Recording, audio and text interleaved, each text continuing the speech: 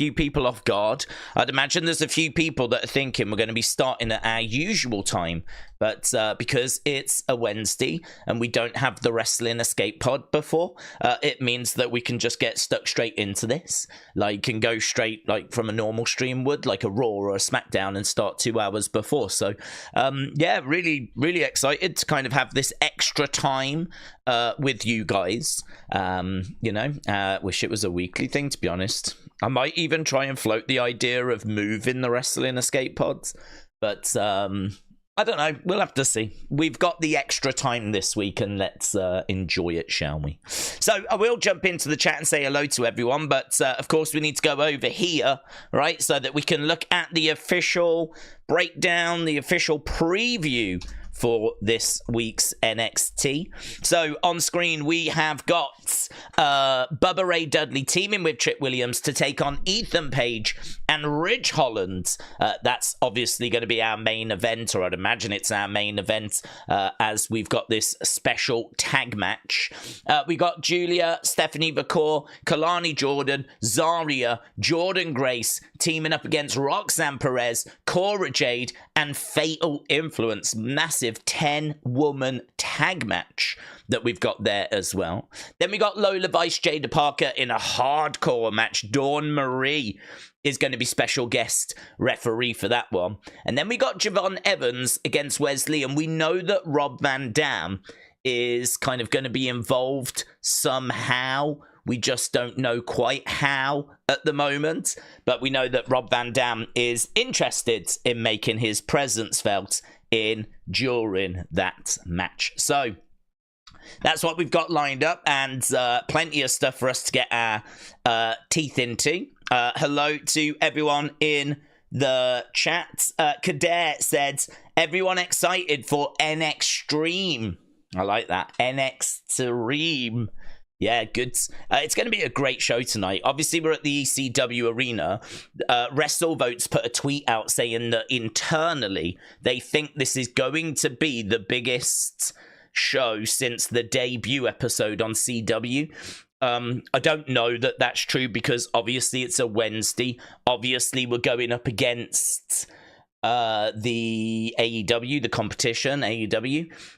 So that's going to have a negative effect. As well as that, obviously it was the election yesterday, and there's still, you know, clearly repercussions, reverberations that are going on. I mean, Harris not long ago giving her concession speech. So, you know, there's obviously things that are still going on. I think people are still digesting that news. Maybe NXT will be the distraction that some people are looking for. Some people obviously in celebratory mood. I don't know that they're looking for a distraction, but hopefully they will still tune in to NXT. Hopefully they're not out partying in the streets. So, yeah, obviously that was a bombshell that went off yesterday. Whichever way it went, it would have been a bombshell. And that might have a knock-on effect with how many people join us tonight. So it's going to be really interesting. I don't really have an expectation for the numbers. I think if I'm NXT, I just want to better AEW, and to be honest, that's going to be difficult because we're moving to a different night, so it is going to be a challenge doing that, but let's wait and see. Kian said, Daze, I hope you're doing well, having a good stream. I can't wait for NXT tonight. I can't wait for Lola to beat Jada, and I really enjoyed the pod last night. Well, thank you, Kian. I enjoyed the pod as well. I thought we had some fun stuff on there. I did try to plan a few extra things, hence why we did the American presidents thing, hence why I asked Tommy those questions. So just tried to plan a little bit because I wasn't sure kind of how the pod would feel or look or how it would go. But I think considering it was such a different episode, I thought it came out fine. Yeah, I was quite pleased with it. So glad you enjoyed it as well, but just a shame I woke up half an hour late. James said NXtreme is a great name because I came up with it a month ago, said James. Oh, the plot thickens. The plot thickens. Congratulations to Killer Kelly on the birth of her daughter. Oh, she had a daughter. I've not heard this news. Congratulations, Killer Kelly. I was always a fan of her when she was in NXT UK. And so I was quite disappointed to see when she left NXT UK. So I saw she went to AEW, but, you know, unsurprisingly, she is done a great job in TNA. But yeah, looks like she's embarking on a different stage in her life, maybe. I'm sure she'll still return to wrestling, but yeah, wish her all the best. I like Killer Kelly. Got time for Killer Kelly. Daze, I can't wait to see Bubba Ray Dudley in action tonight, said Ajad Carr. Yeah, I agree. I think he'll only have cameo spots. I mean, I'm not sure when he was last actually competitive in a ring. I'm not sure, like, you know, when his last proper match was. Knowing him, though, I mean, I think he was competing until fairly recently at a high level, so I wouldn't be shocked to find out that he was still doing the odd indie show here and there. So, you know, he's definitely not someone that I'm thinking, oh, let's just give him a little bit of time at the end, you know. I'm thinking, no, he can carry his own. I think he'll be able to still do a really good job in there. But I would imagine it'll be the other three that do the bulk of the work, of course. I mean, I don't think it's a surprise that he's in a tag match so that the other three can, you know, carry the bulk of it. And then he can just come in and do a few kind of high spots, high moments. But yeah, should be good. I'm interested to see what Rob Van Dam does. I'm also interested to see if we get Paul Heyman. No word or rumors or anything on if we're getting Heyman tonight, or if we're getting anything kind of out of the ordinary. But we know about Rob Van Dam, we know about Francine, we know about Marie Dawn, we know about Bubba. So, you know, I think there'll be others as well, though. It's really exciting. It's different as well, isn't it? Like, it's not like we're doing an ECW theme show at the Performance Center. We're actually going to the ECW arena, and it does just make it feel a lot more special.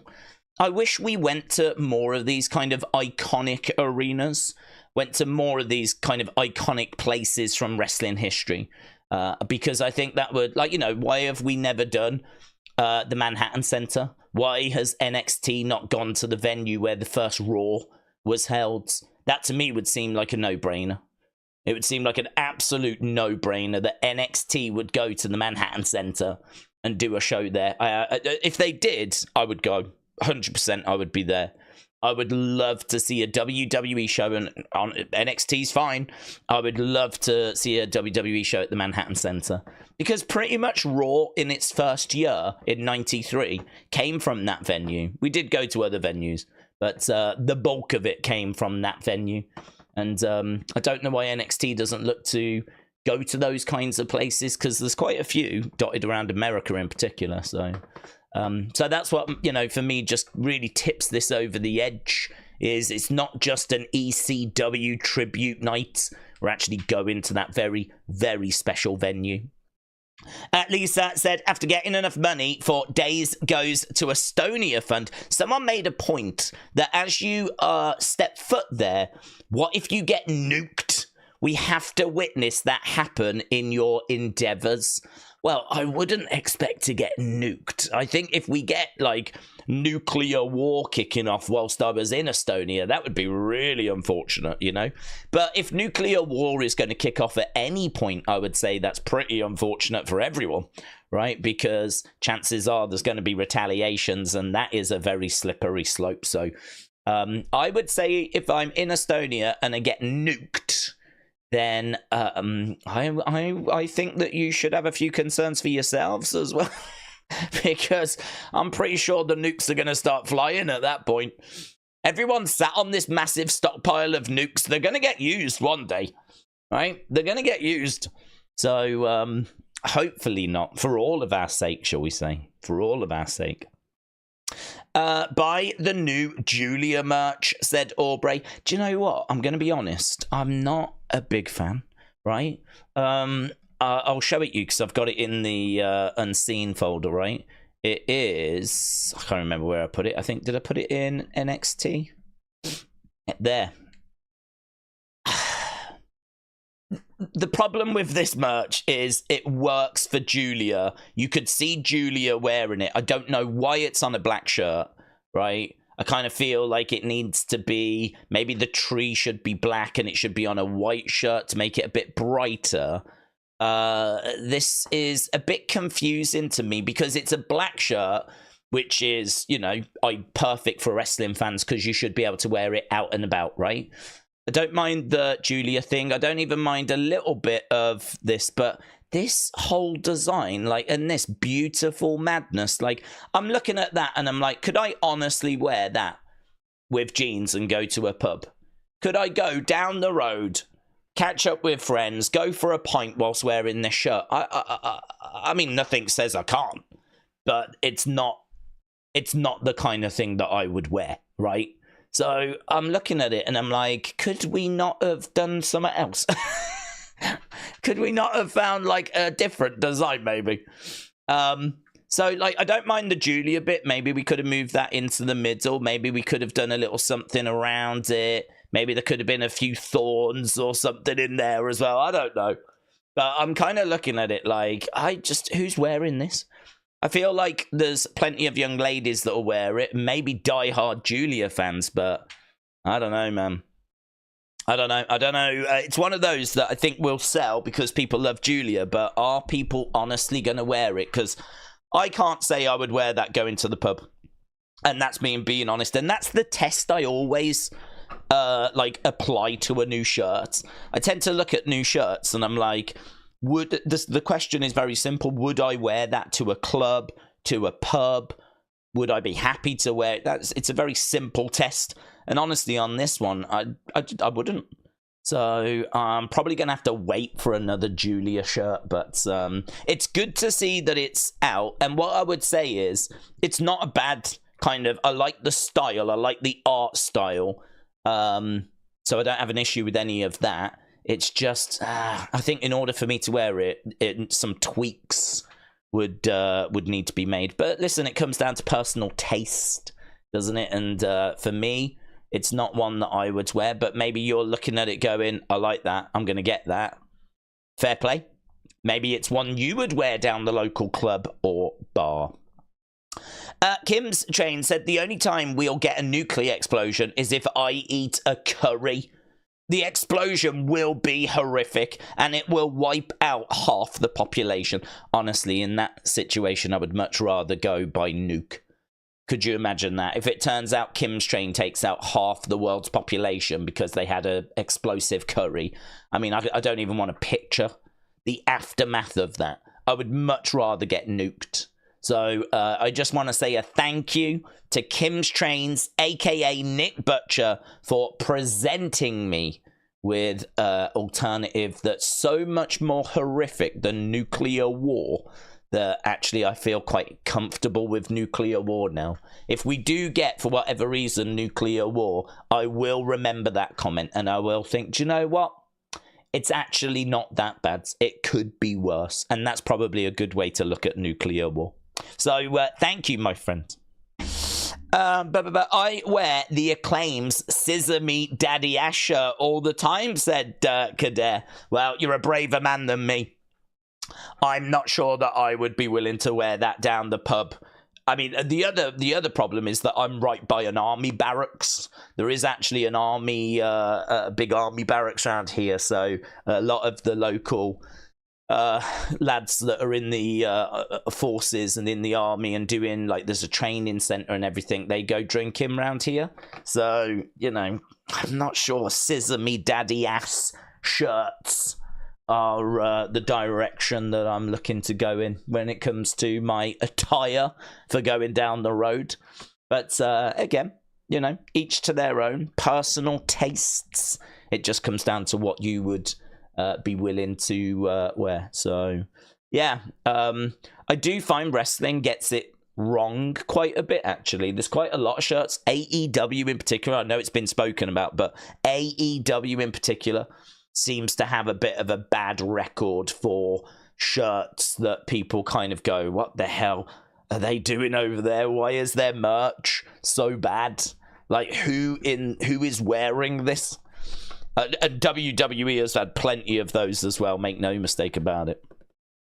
I am going to the Aussie price. I am going to see the Aussie price. If Daze goes international to Estonia with Tommy, he'll be there as a possibility that Tommy is 164th Estonian. I don't think Tommy's coming. I don't think he's coming, to be honest. I've not invited him. If you ever buy something and start putting it together only to find the directions lied, said Real America. Have I ever bought something, started putting it together to find the directions lied? No, to be honest. I've not personally found that. But sometimes I find that it can be quite difficult to know which of the screws you're meant to use. Some are really good, actually, at, like, you know, really labeling everything. Some, not so much. And you're, like, having to try and compare the size of the screw with the one in the picture. And you're kind of like, is that the one? Or is it this one? I mean, literally, there's, like... Is it this one or is it? And then sometimes you have to. Well, how many of those? There's 4 of those. How many have I got of the? Oh god, it can be a nightmare. So I've had that a few times. But what else? It's got an arrow that points to the right. My friend has a T-shirt that says "He's with me." Very good. Real American said, I bought a gaming chair. The directions said easy as 1, 2, 3, but there's 15 freaking steps.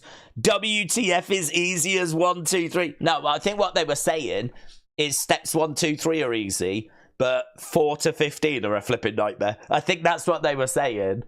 So they sell it to you like, gosh, it's 3 easy steps, but they never said there was only 3 steps. That's what they've done. That's how they've got you.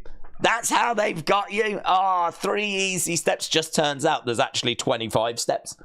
But the first 3 are absolutely easy. Do you know what I mean? Step 1, buy the product. Step 2, bring it into your house. Step 3, open the box. And then everything after that is a flipping nightmare. So that does make sense to me. James said, Bubba has teased another ECW legend. Let's go. A couple of people saying lag. I don't have no lag. I ain't got no lag. There's no drop frames showing this end. So it must be you, boomers. I'd love to see Raven. I don't know. I would love to see, actually. I mean, I was never a big ECW fan. It's not a promotion that I ever watched. It's not a promotion that I ever... I don't want to say never cared for, because that's actually wrong. I really appreciate ECW. I think they were great back in the day, but it was just not what I was looking for at that time. But I definitely think there were times in my life where I could have got into it. But yeah, not a promotion that I ever really go back to personally. But it still doesn't mean I'm not excited for tonight. Still doesn't mean that I don't appreciate the importance of that promotion, or don't appreciate that there was an audience for that promotion. So okay, it's hard to sit here and say, oh, I really hope we see this person, really hope we see that person. I mean, I suppose the person I want to see the most is Paul Heyman. I mean, doing tonight without Heyman would definitely feel like something's missing. So if I can only get one person, it would have to be him. But again, no word on the street yet if we are actually getting Paul Heyman tonight. It sucks that the stores won't sell the displays that are already put together, said Real American Nightmare. Miss Clown said Raven was always a favourite of mine, WCW, but mental health not great at the moment. A.B. Jobson said I always loved ECW. Word of Wrestling said the stars that came out of ECW and the ideas were all stolen, and that helped make the Attitude Era. Completely agree. I think they had the blueprint, and I think they are really the spark that really ignited everything. You know, I suppose you needed WWE and WCW, and you needed that war in order for there to be a need for WWE to kind of embrace the Attitude. But yeah, I don't disagree. I think the inspiration, the spark, it does come from ECW, and well, you just can't really talk about that period without talking about ECW and what it contributed to wrestling at that time. And there's people like Rey Mysterio that are in that promotion. Obviously, Rob Van Dam in that promotion, Dudley Boys in that promotion, that would all go on to have massive success in WCW, WWE. So. And Stone Cold was there for a time. Mick Foley was there for a time.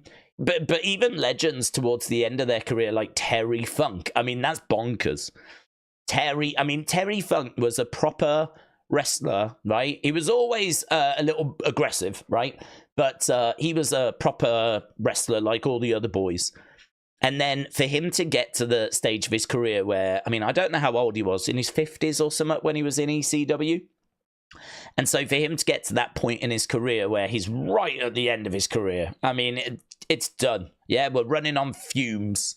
And he then embraces the extreme kind of style of wrestling. All of a sudden, this guy that was around in the 70s and the 80s, who's had one hell of a career, has been NWA world champion.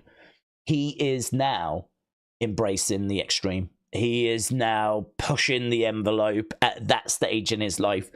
I mean, he's just a goat, and he's just a goat. I feel like if you want to talk about great wrestlers, Terry Funk has to be mentioned for what he contributed to wrestling, and he was a big part of ECW. In fact, I've heard Paul Heyman say that it was Terry Funk that legitimized the... Because Terry Funk was a name. Back then, Dudley Boys weren't a name. Rey Mysterio wasn't a name.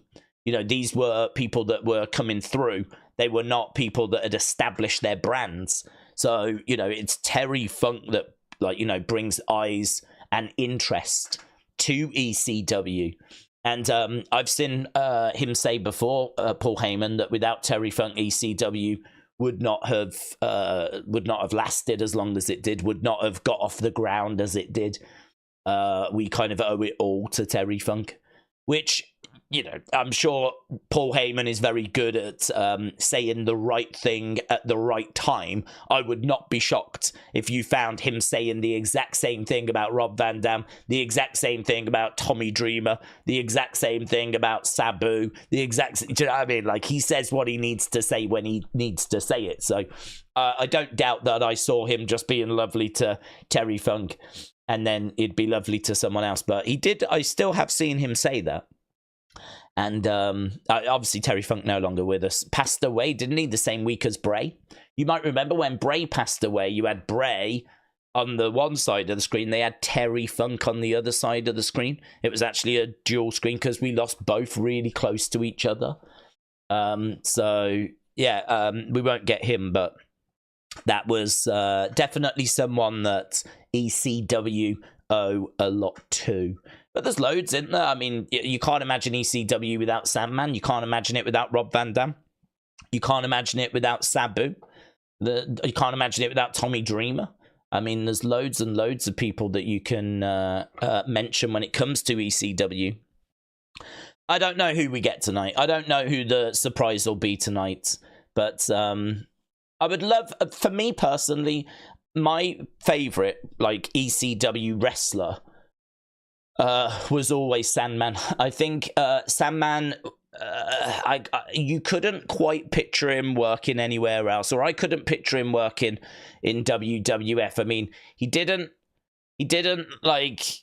just always seemed to be off his face. He always seemed to be off his face. He always seemed to be on something, and he just came down and just did not give a flip. He's the kind of person that I just can't see fitting into the WWE kind of world. Now, granted, when they did go Attitude, then you can kind of see it a bit better. But he was around before Attitude, right? He was around before that, and you just couldn't picture him working in that world. Even when they went Attitude, he was too off the rails. So for me, that was the perfect promotion for Sandman. And I think we got the best work out of him in that promotion. I don't think he would have gone to WWE and done better work, because if anything, they would have limited him.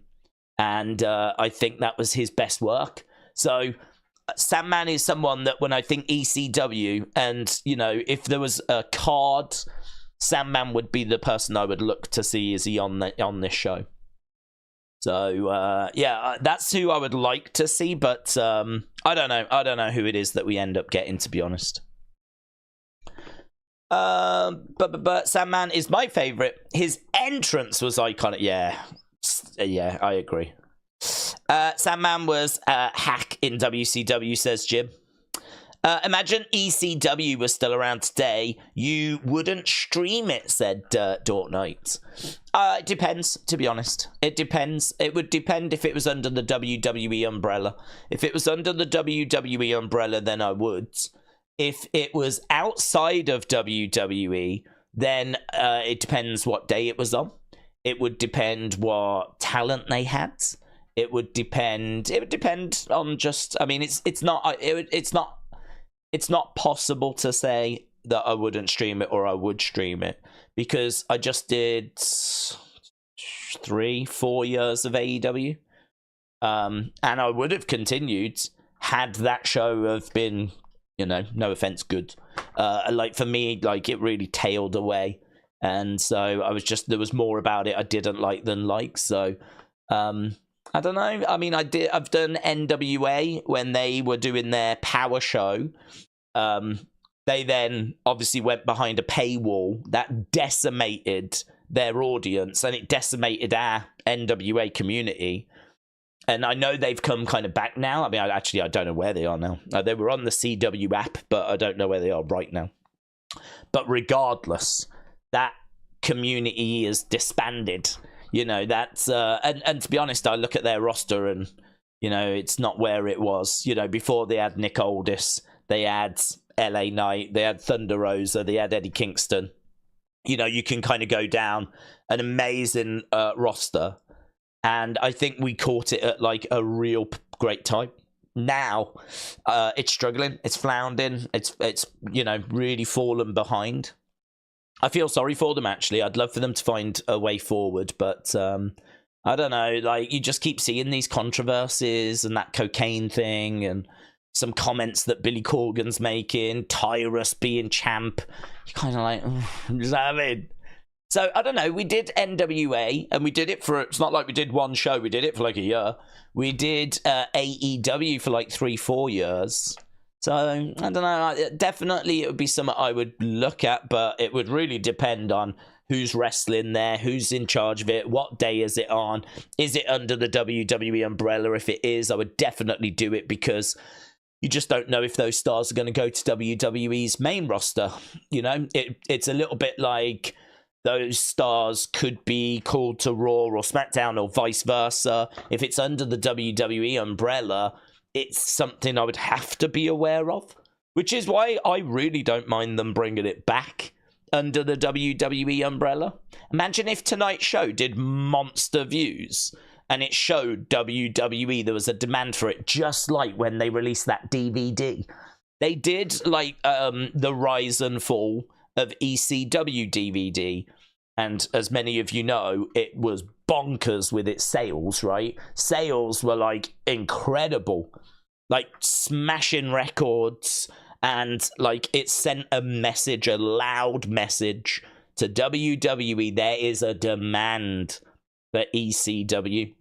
So they did ECW One Night Stand in 2005 as a result of the DVD sales, and it was a massive success. So then they did it the next year, 2006, massive success. And it was, I think on that show, they announced that ECW was coming back. And then that's when we got the 4 years of awfulness that was WWECW. WWE's version of ECW, which, you know, it wasn't all doom and gloom, because it did bring in some new talent. It was kind of a great place for talent that had been in developmental to kind of make their first appearances, you know, and where they could actually, you know, arrive in WWE and actually, like, I think The Miz made his debut in that promotion. Am I right in saying Kofi made his debut in that promotion. There's a few that came through WWE ECW and then went to Raw, went to SmackDown. But really, by and large, compared to the original ECW, it was a dumpster fire, right? And it was not it wasn't even extreme. it was CW. Like, I don't think they should even have been allowed to have had the E involved. So yeah. But like, imagine if tonight's a monster success. Imagine if tonight people tune in and it gets amazing numbers. Do you know what I mean? WWE look at it and they're like, oh my God, there is something there once again. Only this time, it's not flipping Vince that books it. It's Triple H, or maybe we could give it Paul Heyman. I don't know that Paul would want to go back to that, to be honest. I don't think he wants that kind of responsibility. But you know, I think he enjoys coming in, doing a little bit of work and going again, you know, doing his bit and then going, actually trying to carry a full promotion. I don't know that he wants that anymore. But I don't know. God, so much to talk about. It's so great that we are doing this show tonight. There's a lot of excitement around. George Mann, shout out to you, my friend. Thank you so much for the support, George. Gifting 10 Wrestling Daze memberships. That's really cool, really kind. I've said before, I think it's one of the nicest things that people can do, because others benefit from that. And we have got our member stream tomorrow, actually. So we're going to be doing that. We're going to be talking about launching that questions and how to send clips in. I really want to get clips from the community where people answer certain questions. So say we have 5 questions and it's all about you and why you love wrestling, what got you into wrestling. It's the same questions.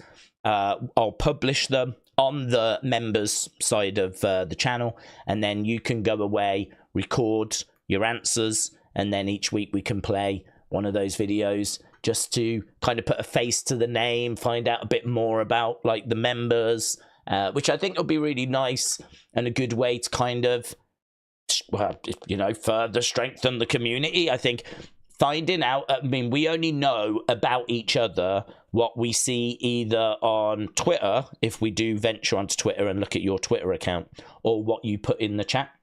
So to have an opportunity to kind of go a little bit further, present a bit more information, you know, again, you don't have to do it, you know, it's optional. It's just if you want to. So I'm interested in doing that. I think that would be interesting. So we're going to have a little talk about that. Not too long, you know, we'll have a little talk about it.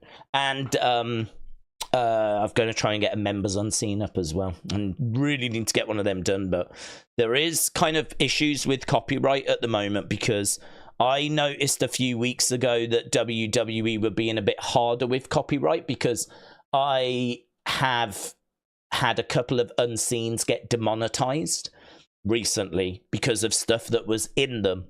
So I'm aware that you've got to be really careful with like copyright stuff at the moment. So unfortunately, my members folders are just full of stuff which I'm a bit worried about in regards to copyright. I made a decision, and it was probably the wrong decision, but I was trying to figure out, what do I put in unseen and what do I put for the members? And the way that I split it was, I was like, okay, this is what I'm going to do. I'm going to put stuff into members, right? If I'm unsure about the copyright, I'll put that. I'll put like everything in unseen. Anything I'm unsure about copyright wise, I'll put that in members, right? Because if that gets demonetized, it doesn't matter, because it shouldn't really be monetized anyway, right? I don't think anyone watches members stuff and gets adverts. So I was like, I'll put that over there. But unfortunately, recently, they seem to be getting a bit more aggressive with copyright stuff. So now I'm left being a bit nervous about whether I should play that stuff at all. But if I don't play it, I don't really have anything else in the members folder. So it's a bit of a nightmare, really. I find myself in a pretty sticky quandary. So that's definitely something which I need to give some thought to. But I will try to get one up over the next few days. Odinson says, Iron Maiden and Who concert tonight. No NXT for me. Hope you all enjoyed the show, said Odin's son. Odin's son, shout out to you, my friend. Enjoy Iron Maiden. And I don't know who are the HU. I've never heard of them. But I hope you enjoy them as well. Is it the same thing? Are they like the support or something? I'm going to just quickly look. Who are they? The Who. Not the Who as in the British band. HU. This is HU. They are Mongolian folk metal. Yes! Oh my god, that's my dream band. I love Mongolian folk metal. A lot of people are like, do you like pop music? And I'm like, no, pop music sucks. And they're like, do you like metal music? I'm like, no, metal music sucks.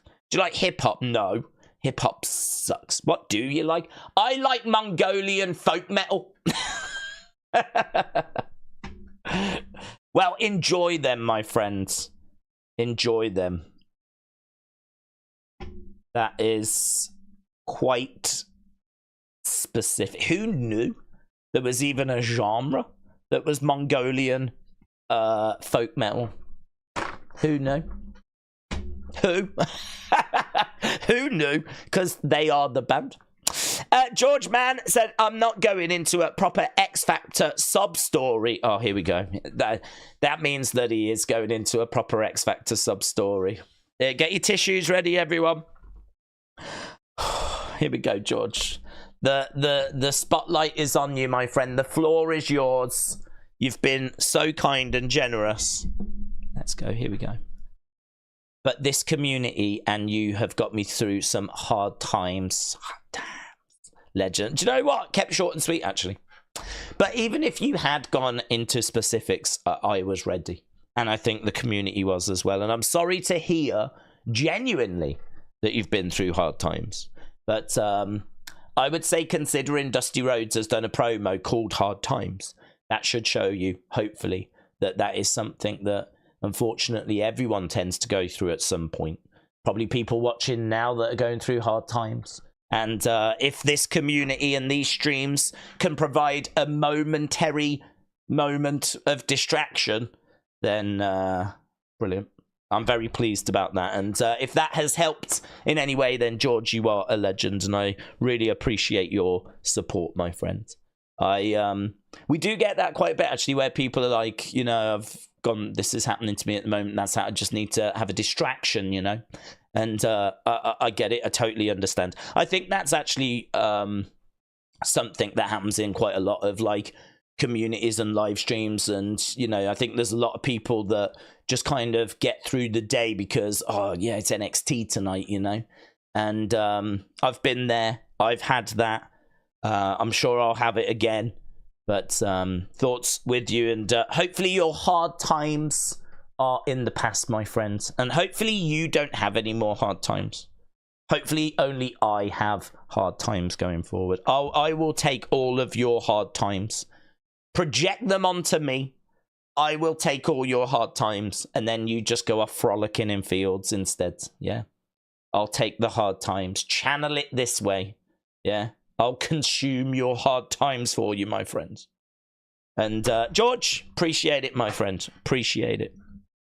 Chris Maxwell says, yeet. And Sonny said, Daze, hope you're well. I'm doing good, thank you. I'm doing okay. Good. Good. I'm glad you're doing well. Obviously, you've got your hot date coming up soon. Very excited. We definitely want all the deets. Tell me more, was it love at first sight? Bum, bum, bum, bum, bum. Want all that, yeah. We're basically the pink ladies over here, and we want all the details, yeah. If you don't know what I'm on about, watch Grease, you boomers. Right. Brony said, Daze, one thing I'm disappointed with about the Bloodline story is the fact that we didn't get Roman Reigns over to Raw and try to recruit Jay and Sammy. That would have been good television. I think we're getting it Friday, but I don't disagree with you. some of what we're doing with this story is leaving me quite confused. But what I would say is it's still roughly in the ballpark of where I would like for it to be. I think, you know, mentally we all sort of book these things. And so you've got an idea of, oh, that would be good. This would be good. I'd love that. I'd love this. And so, you know, I've said before, I would have had Jay being convinced to join Jimmy and Roman. I would have had that stretched out a little bit more. I would have really built it up like, come on, Jay, come on, they've changed. You know, I don't feel like we went through that. I don't really feel like we went through that. Jay, come on, please. Like, I would have really made you want it more, right? I would have stretched it out more, and I would have made it not like to the point of exhaustion where it overstays its welcome. I'd be looking for the sweet spot, because there is a balance between teasing and then outstaying your welcome, right? So I would have done that a little bit longer.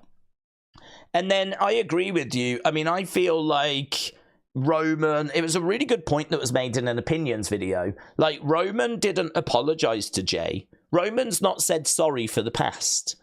Or, you know, other than that one comment where he's like, we're really proud of you. He hasn't really said much at all. I mean, don't forget, Jay came out, was it SmackDown?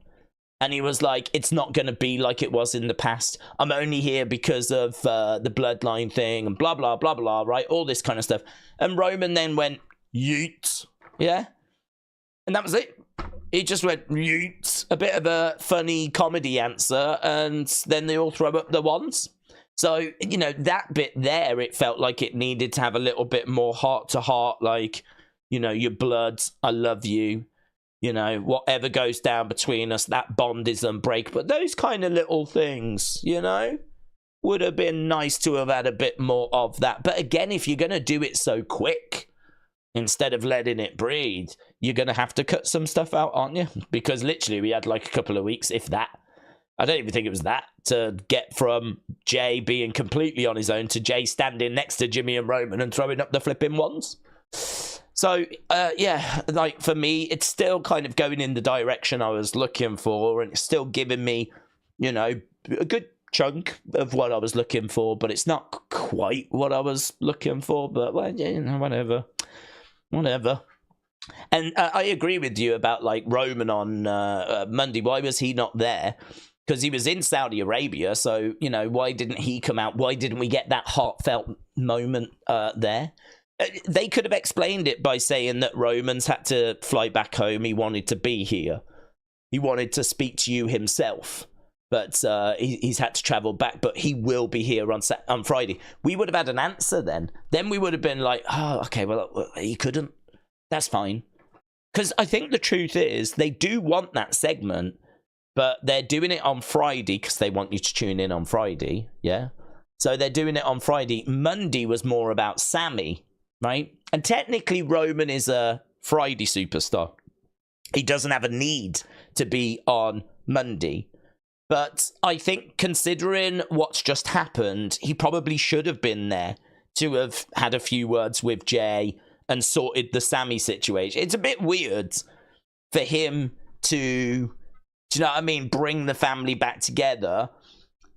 They do this match on Saturday, and then literally the next day, because it was taped on Sunday, he just, what's he doing?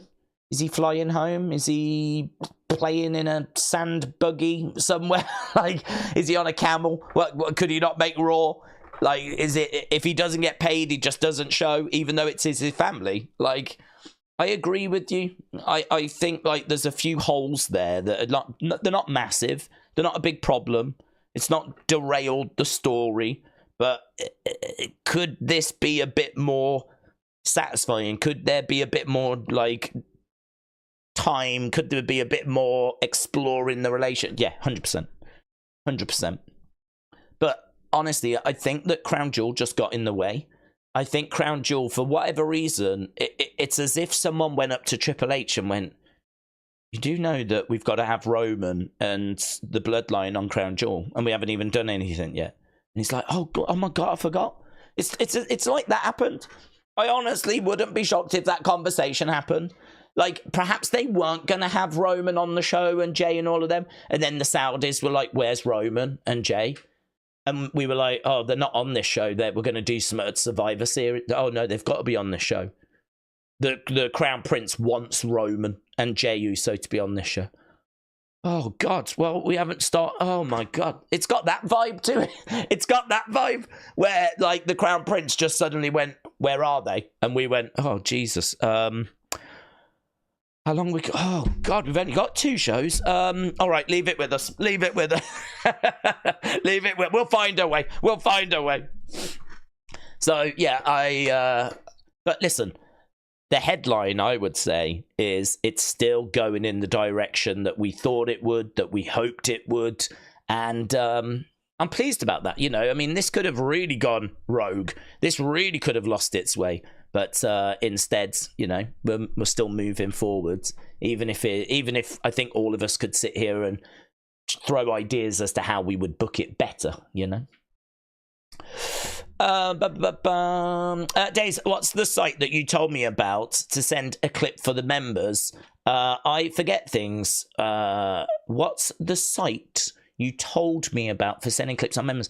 Oh yeah, if you've got a long clip that you want to send, then there's a great website that's free, and it's called We Transfer, WE Transfer, TRA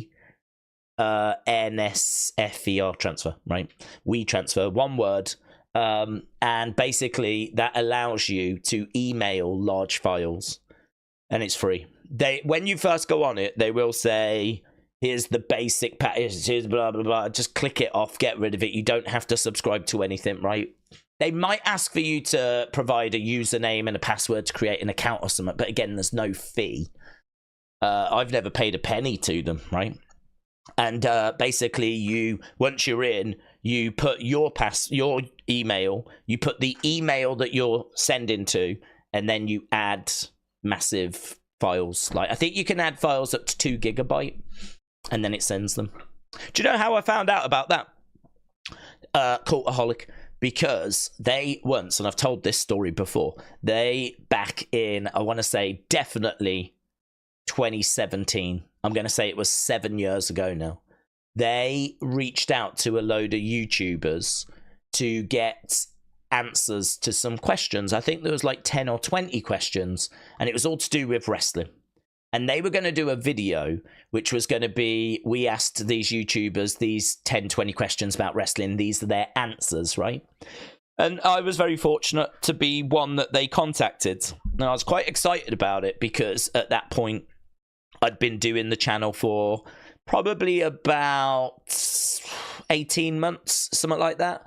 And it was going all right, but I know that by that point, I was probably around 30,000 subscribers, if that. I mean, you know, we were still very much growing, as we are now. But I would say that by the time they got in touch with me, I'm guesstimating that I was at about 30,000 subs. So for Cultaholic to get in touch with me when I was at that stage was very exciting. And so I did it. I replied. And I remember it was Adam Pacitti who in the email said, please return your stuff via WeTransfer. And I'd never heard of WeTransfer. And so that's how I first found out about it. It's really good. It's really useful, free, brilliant, right? So I sent it back and waited, never did the video. Or at least I'm not aware they did the video. I don't want to be like that charity with Jacob Fatu and say they didn't do something when they actually ended up doing it. But certainly in the few weeks, 2-3 weeks following when I sent it back, I hadn't seen anything. And to be honest, I'm not a regular viewer of Cultaholic. By that, I mean I never watch them. So they could have uploaded something 6 months later, 12 months later, right? But to be honest, I think a lot of the questions by that point would have been irrelevant, you know? Because I think some of them are like, where do you think this story's going and stuff like that. So really, it felt like there was quite a short window for them to do it. And I don't think they did it. So that was a little bit disappointing, but understandable, you know. It is what it is. It happens all the time, actually. I've done it myself where I've asked you guys like a feedback question and then I've not had a chance to do the opinion video. Because sometimes you do get other things that come in the way. And sometimes things take longer than you wanted them to take. and then all of a sudden your window to do something has gone. So I don't blame them, or I'm not upset with them or anything like that. Let's not get that twisted. But yeah, I was a little disappointed that nothing came of it. But it was about 2017, and that's how I found out about WeTransfer. Uncle Howdy, shout out to you, said Bruce Pritchard and Michael Hayes are on temporary leave. They are, yes. I don't know the reasons why. Obviously, it's just personal reasons and stuff like that that's been mentioned. So I'm not sure kind of what that is. Hopefully everything's okay. I don't want to ever hear of people having, you know, bad situations, but we know the world is full of bad situations. So hopefully everything's okay and it's nothing too dramatic. But yeah, I saw that news earlier. That was doing the rounds. He is going to have to do another one. I just put the WeTransfer link into the chat. Oh, great. James, thank you. That's very kind. Yeah, that's a good idea, that is. I probably should have done that as well.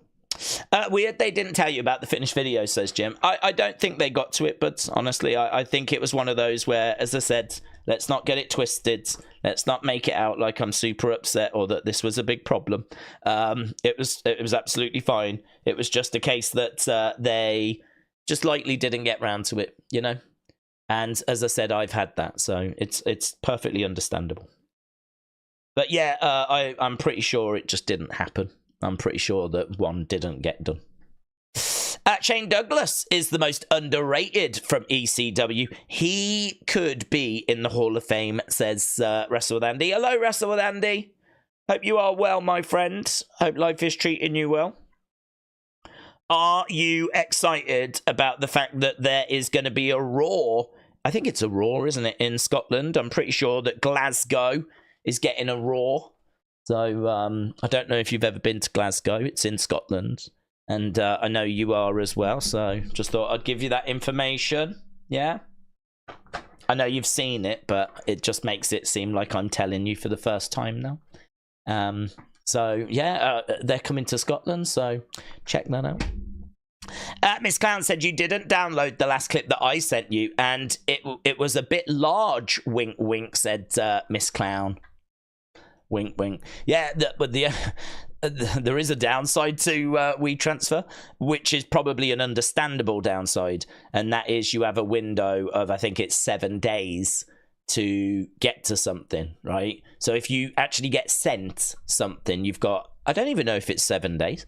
It might be 3, but you've got like a very short window to actually get the file. Otherwise, it like auto deletes. So Miss Clown has sent me some, and I just never got to it in time. And then there's nothing you can do. There's no way of like recovering it. It would have to just get resent. So that is the frustration. That is the annoying thing. I would say best thing to do. You don't have to do this, but if you do send me something, ping me some. I mean, like. The thing that I am on top of the most is my Twitter notifications. My Twitter notifications I have to be on top of because of Unseen. Like, you lot are tagging me and stuff, and I have to be on top of that for Unseen. So, that if you want to get me, email is not the best place. DMs are not the best place, right? The best place is tagging me on Twitter. Oh, and fun fact. Don't reply. Well, you can reply to the messages, but that's not a great place to get me. 90% of the stuff that I put up on my Twitter page, I mute the conversation because I'm at the point now with my Twitter notifications. I'm getting sent quite a bit, and I'm really grateful for that. I can't have conversations about posts. You know, I might put some up going, oh, this is really exciting. Can't wait to see where this goes. Rightfully, people might go, where do you think it goes, Daze? I can't have those kind of conversations because my notifications are just full of people going, have you seen this news? Have you seen that news? This has just been tweeted. That's just been sent. This is happening on Raw on Monday. This is happening on SmackDown. Have you seen this about NXT? Have you seen what Jake Hager did? Blah, blah, blah, blah, blah, blah, blah, blah, blah. So, like, that's, if you ping me a message saying I've just sent you an email, it's a big file, I will see it. and then I will react to it. I'll try and download it there and then. So just a little fun fact. Again, you know, if you've been asking me questions and I've not been getting back to them, it's probably because you've been asking them in the comments of like my posts on Twitter. So yes, lovely. My ECW faves were Simon Diamond and Johnny Swinger with the Musketeer. They were hilarious, says Kim Shanes. Uncle Howdy said, Daze, was you around during the original ECW? I was around, but I was not watching. I didn't watch any of their pay-per-views or any of their shows. It's only been since the network came along that I've watched stuff. There's many ECW TV shows I've never seen. I don't think I've done too bad with the pay-per-views, but they were quite a while ago now. I mean, the ECW pay-per-view that I enjoyed the most, or the one that if I had to go back and rewatch, I would rewatch, would probably be Barely Legal. That was, I want to say, 97, and it's a really fun show, actually. It's a bit of a mixed bag of, like, you've got some good in-ring. I think ECW was always quite good at that, though. I think there was a bit of a misconception that it was always barbed wire and it was always extreme, when actually you had some really good wrestling in there as well. You know, some really impressive matches that could, you know, stand with, like, some AEW stuff from today. I mean, you've got early Rey Mysterio, for example, in there, right? Psychosis in there as well. Like, there's some really good, like Rob Van Dam, Jerry Lynn. You know, there's people there that know their way around a wrestling ring, and they know how to tell a story and how to tell and do a great wrestling match. So it isn't just barbed wire all the time and fire and all that stuff. But that is also part of it. But I thought there was a nice balance with Barely Legal. And you get a bit of a iconic moment at the end of that show as well. So that show is one which I didn't watch at the time. I've only watched since.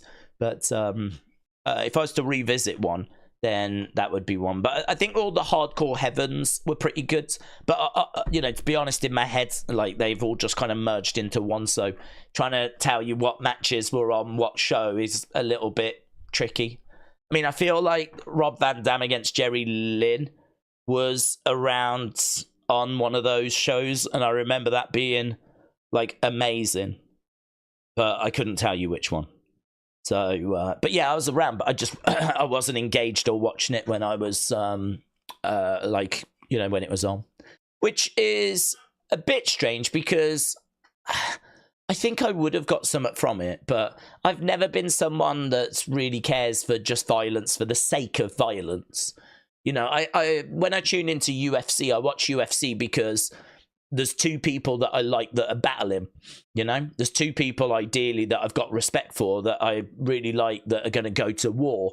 And I don't watch it thinking, oh, I hope they bust their eye, I hope there's blood, all that kind of stuff. If I get that, it's just a consequence of these two people fighting and battling, yeah? But I don't tune in to UFC for that. It doesn't bother me. I mean, if someone's busted open, I'm not squeamish in that regard, so it's fine. But yeah, with ECW, I think my problem was that you knew that they were going to do the extreme stuff and the blood and the barbed wire, and they were going to take it there, not because the fight went there, but because they made the fight go there. It's a hard thing to explain, really. It's a hard thing to explain. I hope that's probably the best I can explain it. I would rather watch a match that spirals out of control and ends up getting to a pretty brutal place once in a while than tuning into a show where it always gets there because they need it to get there because their audience demands that it gets there. That's probably the best I can word it, to be honest. So I think there was definitely elements from ECW I would have enjoyed, though. I think there was definitely great matches, great characters, great wrestlers. I can't really word it any better than saying I do have real respect for that promotion. Like, I really respect what they achieved. And even though I could watch a show and I think I would get something from it, I don't think I was ever the kind of person that would have been a regular viewer that would have like, oh my God, it's ECW tonight, I'm so excited, you know? But their impact, as we said earlier, was undeniable, you know? They were the spark for the Attitude Era. Attack Pro Wrestling has announced that Nixon Newell brackets Tegan Knox will return to the promotion on December 14th and 15th following her WWE release. Bonkers, shout out to you. I'm pleased for her. I think that they're in Wales, aren't they? So it would be a surprise if she couldn't get onto a Wales wrestling cards. But it's brilliant that she's been able to get onto one so quickly. And it's brilliant that she's been able to get onto that in December as well, just before Christmas. So a little payday just before Christmas is always welcome. So I don't even know if she's under a 90-day non-compete, actually.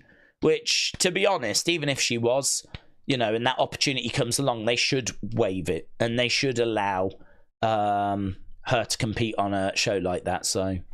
Because it ain't a big show. It's just like a indie show in Cardiff, you know. Metal Forever is at AEW tonight. Just sent us a picture over. Just said have fun. I don't even know what the card is for AEW tonight, but I've heard it's quite competitive, of course. Lovely. Right. ECW was how I got into wrestling, said Mr. Cardinal. After I stopped watching in the 80s. I can believe that. I think a lot of people were that way. Yeah, I think WWE became very cartoony. You know, I think the mid to late 80s, like maybe around WrestleMania 5, that's all good. But I think as you get into, well, I suppose even that time where you've got rock and wrestling, and, you know, you've got these kind of exaggerated characters, you know, early 90s where you've got Papa Shango. I don't know how, I mean, I would be interested to know how people felt about The Undertaker. That's something I don't know. I would love to know what wrestling fans in 1990 thought of The Undertaker. You know, I don't think there was unanimous love there. I think in WWE there was a lot of love, but I would not be shocked to find out that people outside of WWE sort of looked at it and went, what the hell are they doing? What the hell is this meant to be? You know? Because I think that there was a lot of sneering at WWE during that time period because it was so different to how wrestling was. You know, wrestling was not like these cartoon characters. You know, there's a lot of old school wrestlers that you can find interviews from that time that are like, I really hate what wrestling has become. Bruno Sammartino did a news interview where he spoke about how he hated what wrestling had turned into. How he hated what Vince McMahon had done to the WWF and what he had turned it into. And this was like early 90s, 91, 92, around that kind of time. So, you know, it's interesting to think that, like, at that point, I think there was a sizable amount of people that saw what Vince was doing to wrestling and stepped away. I mean, if they went to WCW, it was no better. That would continue getting, like, you know, more like WWF as time went by. Because, to be honest, I think WWF showed that there was a market for what they were doing. And, you know, WrestleMania was a big success and they had success with it. They had a new sort of model that was working for them, aiming more at the kids than I think wrestling had before. If you go back and watch old wrestling, a load of old people, and tend to find a load of old women in the front with their umbrellas and their canes, like, hitting the wrestlers. Like, you know, you'd had, like, the old people that tended to go. Or not just old people, but you didn't get tons of kids. Not like when WWE, like, went really aimed at the kids. Load of kids getting involved in WWE in the 80s and very cartoony and literally a cartoon with rock and wrestling. Action figures coming along as well. I mean, who do you think they're marketed as? You know, again, if you look at the adverts from that time, you see like a kid's bedroom, and he's got all the posters on the wall and everything. So the whole demographic sort of changed, and I think that it did alienate some of the fans that then probably only returned, for when ECW came along. And that was more what they were looking for. And then, of course, that led to the Attitude Era, which then meant they could get back into WWF. And then really from then, for a lot of them, it's been a gradual decline. You know, Attitude and Extreme is what they love. But really, since that time period of the late 90s, we went to Ruthless Aggression, which was a bit of a step down. And since then, it's just bombed, isn't it? I mean, from then, it's gone to like PG and like Pandemic and all that kind of stuff. The reality era with imagine people getting into WWF, loving Stone Cold, loving chair shots to the head, loving blood and Attitude and bra and panty matches, and then all of a sudden you're going through the reality era of Total Divas. I mean, maybe there'll still be a little bit of something there for them. We know those divas didn't wear a great deal of stuff, but that's a hell of a come down. So yeah, it's really interesting, like looking back at like how it's kind of ebbed and flowed and how wrestling has gone. But ECW's place in history is undeniable. Melissa said, Daze, there's nothing interesting in AEW. I wonder if they think they are not able to have a fight with NXT. I don't know. I genuinely don't know. I don't look to see what their cards are. So I don't know. I tell you one thing I have seen, though. I saw that Mark Henry had some praise for AEW. He doesn't work with them anymore, but so he can say what he wants now. But he was like, something to do with Orange Cassidy. He was like, where was this a year and a half ago? He was like, it's good to see them telling some good stories finally. So I don't know what they're doing with Orange Cassidy, but Mark Henry had some praise for it. So yeah, don't know. It's not a focus, to be honest, for me. I wish them all the best. I'm focused on NXT. I hope NXT is going to be a great show. I can't see how it won't be. I think we'll get some moments. I think there's some momentum for NXT. We know, was it last week they had a bit of a bad week because of the World Series? Obviously, you know, this week with the election, we've had to change nights. That's never going to help. And then we've got competition with AEW. That's never going to help. But hopefully we can get some sort of results. But I wouldn't be stunned if like NXT comes out at say 6:50 tomorrow or 6:30 and AEW comes out about the same and both end up doing around about that kind of number. Daze, have you seen the tweet for Jake Hager calling Tony Khan a communist? Yes. It's I think he was drunk because he's deleted all of those.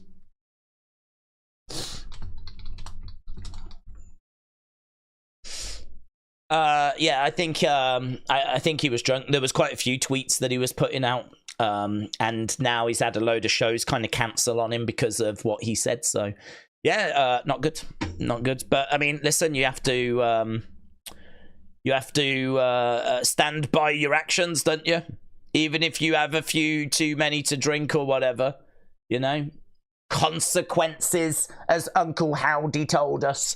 There are consequences, and Jake Hager is feeling those right now. Right, I'm thinking about 700,000 for NXT. Lots of people have got fond memories of ECW, and that will draw some old fans. Well, I'd love it. Goodfella 1422, if they can do that number. The only reason I'm thinking lower is because I think last week, you know, with the World Series as competition, they did 500,000. 500. So take that competition away. That'll take them to 620, something like that. Like, say that. So last week they would have done about 620, 630. Let's say the ECW thing chucks on 100,000. I don't know. Again, they're just ballpark figures. That'd take them to say 730. But then you got to take some away for being on a different night, and you got to take some away for the fact that we're up against AEW, which is why in my mind we kind of go back down to that sort of 650 sort of range again. That was my logic.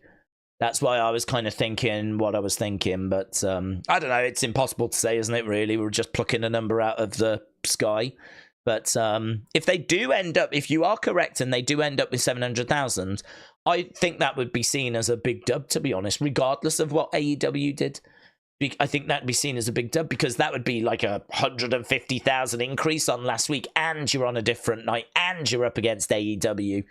I think that would be seen as a success. So I would be very happy if they get that. West Indies need 123 runs from 144 balls. Well, I hope they don't get it. Uncle Howdy said, I have to agree to how I get ECW. It's the hardcore thing, but it isn't GCW. The same thing as the time, though. Yeah, GCW's around. CZW's around these days as well. So, you know, there are extreme promotions. GCW, I don't know if they go extreme all the time, but definitely they go extreme some of the time. CZW, I think, tends to go extreme more of the time, / all of the time. So, yeah, there are promotions around like it these days. They've got an audience. They do all right. They don't do any great shakes. But they're perfectly established and solid as indies. You know, if we're talking about what indies are out there, CZW, GCW are definitely ones you would think of. But I don't know. It's interesting, isn't it? I don't know. It's hard to know where the world is at the moment. There's a lot of division, and you know, the internet has really changed things, because back in the day, like, there used to be like big trends, and those trends were big cultural trends. I don't feel like we have these kind of big cultural trends anymore. The only trends we tend to get now are flipping TikTok challenges, like those kind of trends, you know. I don't know that we get like the big kind of cultural trends like new metal, you know, or Britpop or stuff like that. I feel like just loads of stuff happens all the time, and you just kind of gravitate towards what interests you the most. That's kind of what the internet has done now. It's just allowed so many voices to be heard and so much content to be seen with YouTube and Facebook and TikTok and blah, blah, blah, blah. You can sort of just create your own world now. Whereas back in the day, the radio stations had a lot of power. You only could listen to what CDs you had or what the radio was playing.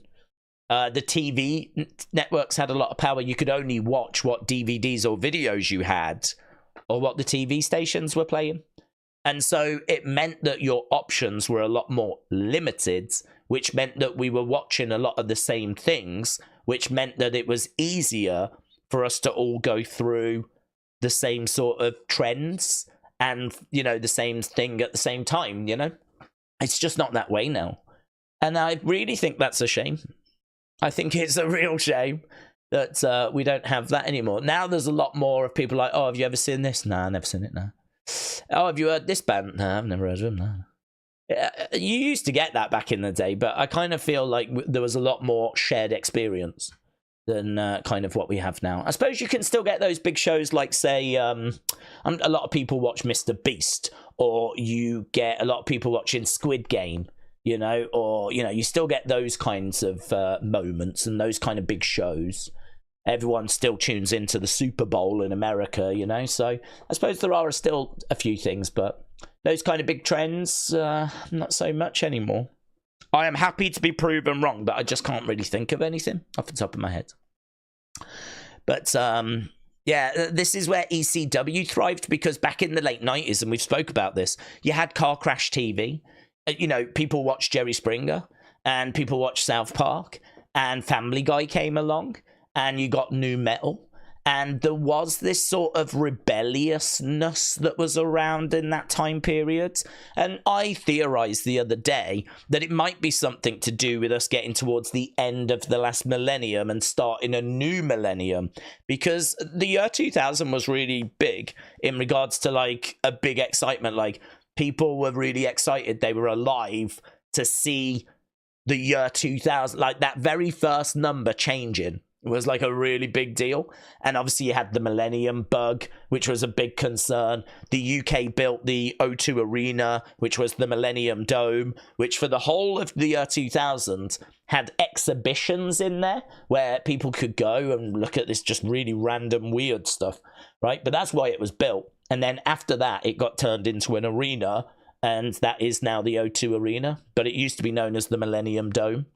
And it was built to celebrate the year 2000. So, you know, there was loads of like project. I think the London Eye, you know, that big kind of Ferris wheel that we've got in London. I think you've got them in a lot of places. But that was built for the year 2000. That's why that was put up. And it was going to get taken down. I think it was meant to have a life of about 20 years or something. But it was so popular, they kept it. And they've, like, you know, it's still there now. So it's turned into like one of London's kind of attractions. So there was lots of things that was going on and projects for the year 2000. And I think as we were getting towards the end of the 90s, I suppose in a way it's like we were just having a little bit of a rebellious time because we were just enjoying the last of the 1900s and the 90s. Before we then went to the 2000s, and who knew what the future was going to hold. And I think that is what is summed up with ECW and South Park and Nu Metal and Jerry Springer and, you know, reality TV shows starting to come in. And that's very much of that time. And I kind of put it down to that. It might not be, but that's just my theory, having lived through it. But yeah, I think there's definitely a nostalgia to that time period that I have. There was it wasn't all perfect, but definitely there was an excitement in the air. It definitely felt more exciting than times do right now. So it's kind of a time period that if I could go back to a time period, I think 1999 would be it, you know. I think if I could go back to any time in my life, 1999 might be where I would go, because there was just an energy and an excitement and uncertainty, and it did just feel exciting. I don't really feel like that's around anymore. Daze, NXT ECW should do well tonight. I'm thinking 700,000 as well. A lot of old ECW fans will tune in this evening. I remember at 2 a.m. the first time that I saw ECW and I was hooked, said Chris White. I love that. I love that. I can picture myself awake at 2 a.m. tuning in and watching like a show that only airs at 2 a.m. Like I could imagine that, and the excitement that would bring. There is something when you're young, I don't think it is the same when you're older, but when you're young, there is something really exciting about staying up and watching shows in the middle of the night. There is something really special about that kind of feels a bit like, shouldn't be doing this. I should be asleep now.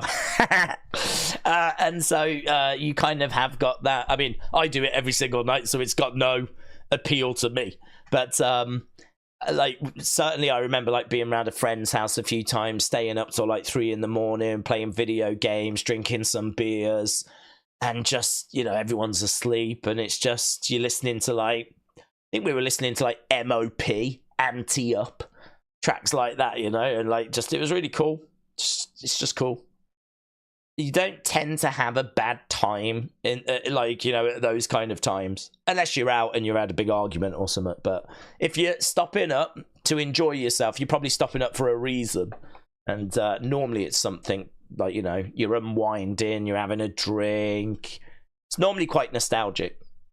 So yeah, staying up till 2 a.m. to watch ECW whilst everyone else is asleep kind of just adds to it, really. You know, it's a little bit like it's too extreme to be on at normal times. I've got to stay up and go out of my way. I've got to wait for everyone. I've got to wait for all the boomers to go to sleep before I can watch, you know. I always think, right, and this is just me being random, but I always think that sort of 2 a.m. in the morning vibe always is quite well summed up with Angry Video Game Nerd. I don't know if you've ever seen Angry Video Game Nerd. I'm sure many of you have. It's one of the most popular things that's ever been on YouTube. He's a guy that kind of sits in his basement surrounded with video games, and he'll talk about the bad video games, yeah? And, you know, millions and millions of views. One of the most popular series. I've watched probably all of them. Used to love it. I haven't seen any in a while, actually, but used to love it. Used to find him hilarious. But that sort of vibe where you're sort of sat on a sofa with he drinks Rolling Rock, doesn't he? You've got your little TV set up and you've got all your video game. You're in your man cave. And you can, like, just put a game on, have a drink, like, change the channel over, watch a bit of ECW. That kind of vibe, 2 o'clock in the morning. Is there anything better? It's awesome, isn't it? And I think ECW sort of tapped into that feeling as well a little bit. So loads of nostalgia when it comes to ECW, of course. In the 80s, I remember kids were passing around cassette tapes. It was where I heard Master of Puppets, said Nathan. So, Metallica. I like Metallica. I'm not very good at going, oh, that track's on that album, that track's on that album. The only album I really know of theirs quite well is the Black Album.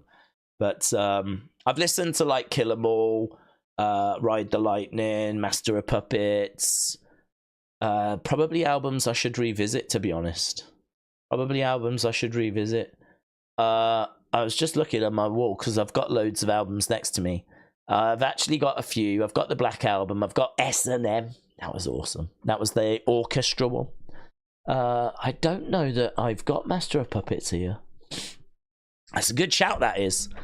You've got me thinking about revisiting some old Metallica now.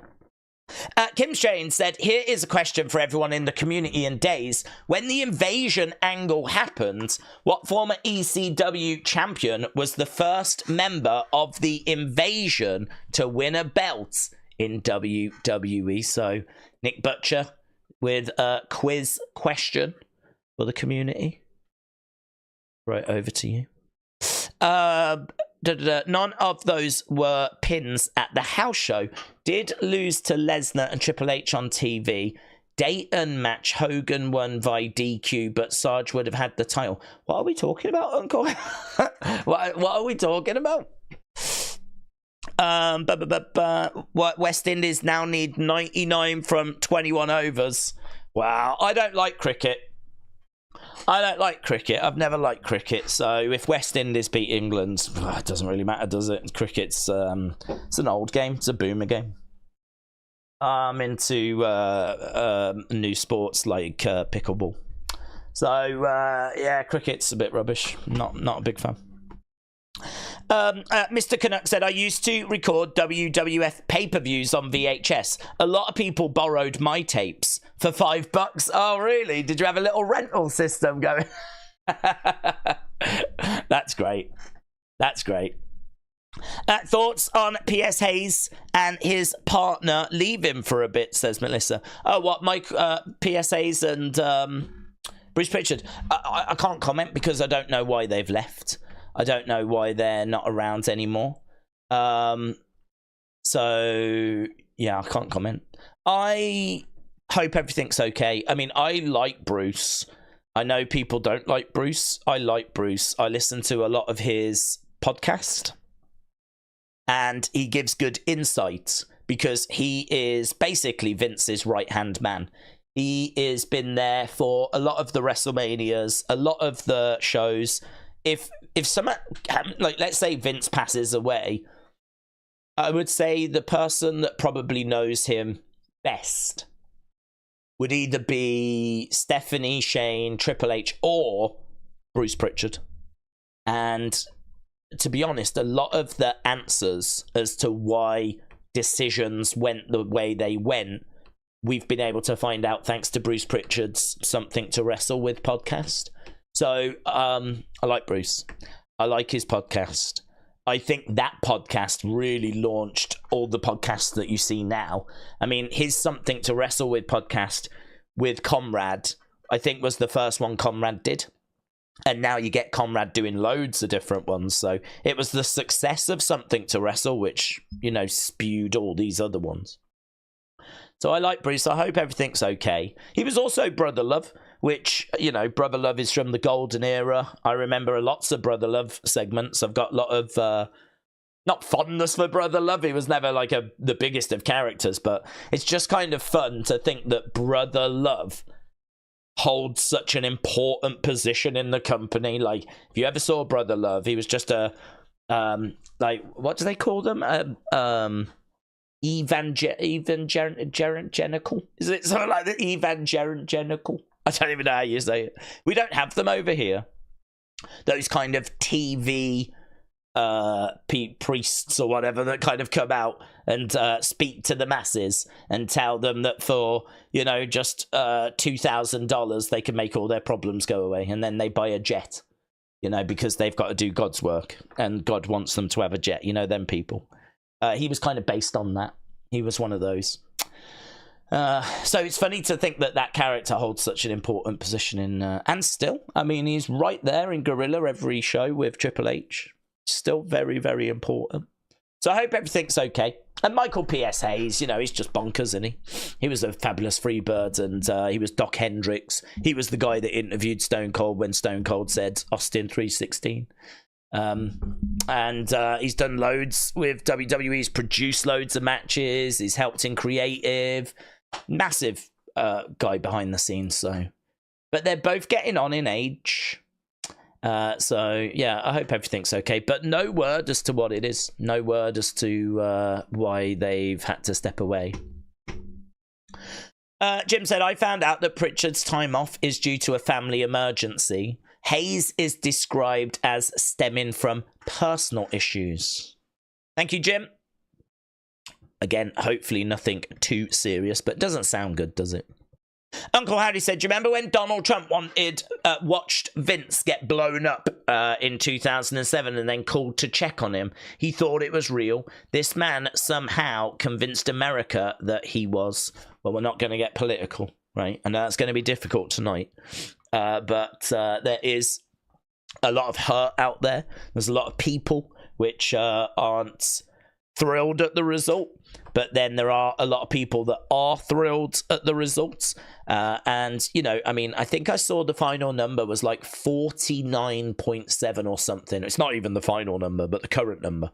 Something like 49 point something % of people voted for Harris. 50.3 or whatever, right?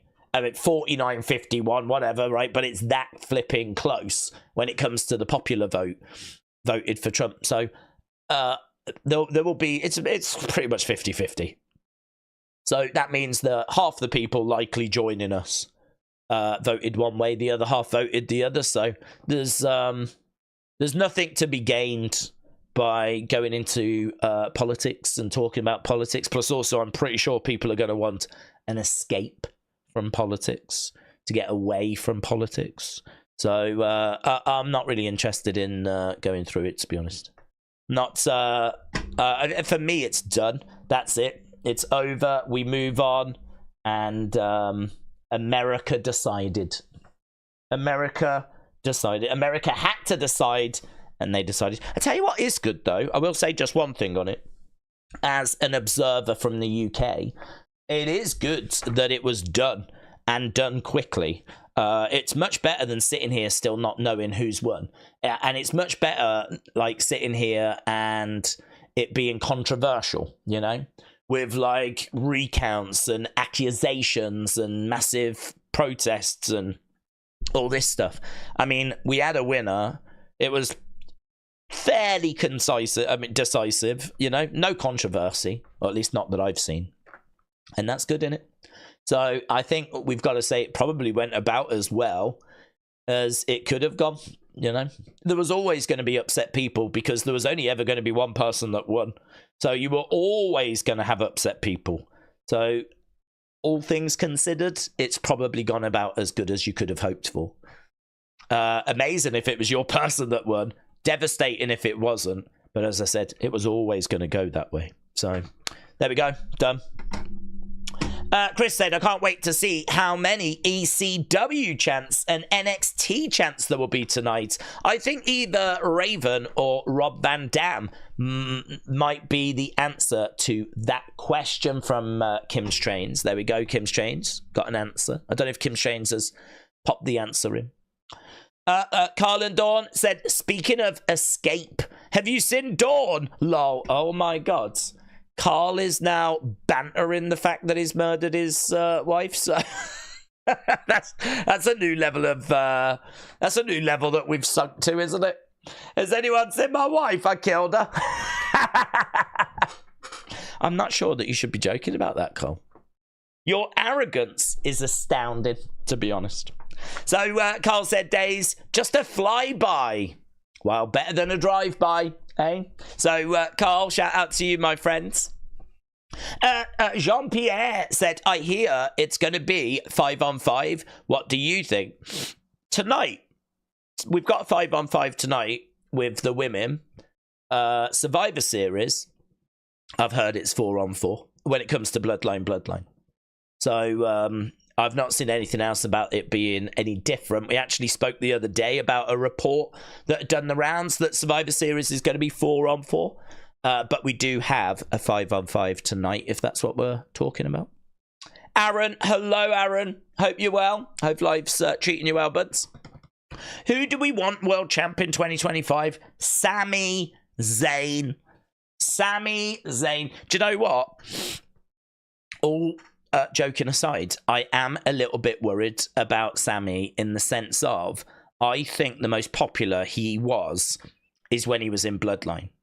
And when that fell apart and he went against Roman, that was his opportunity. And we could never get him back to those heights because he was never in a story as good, right? It's not that he was any different.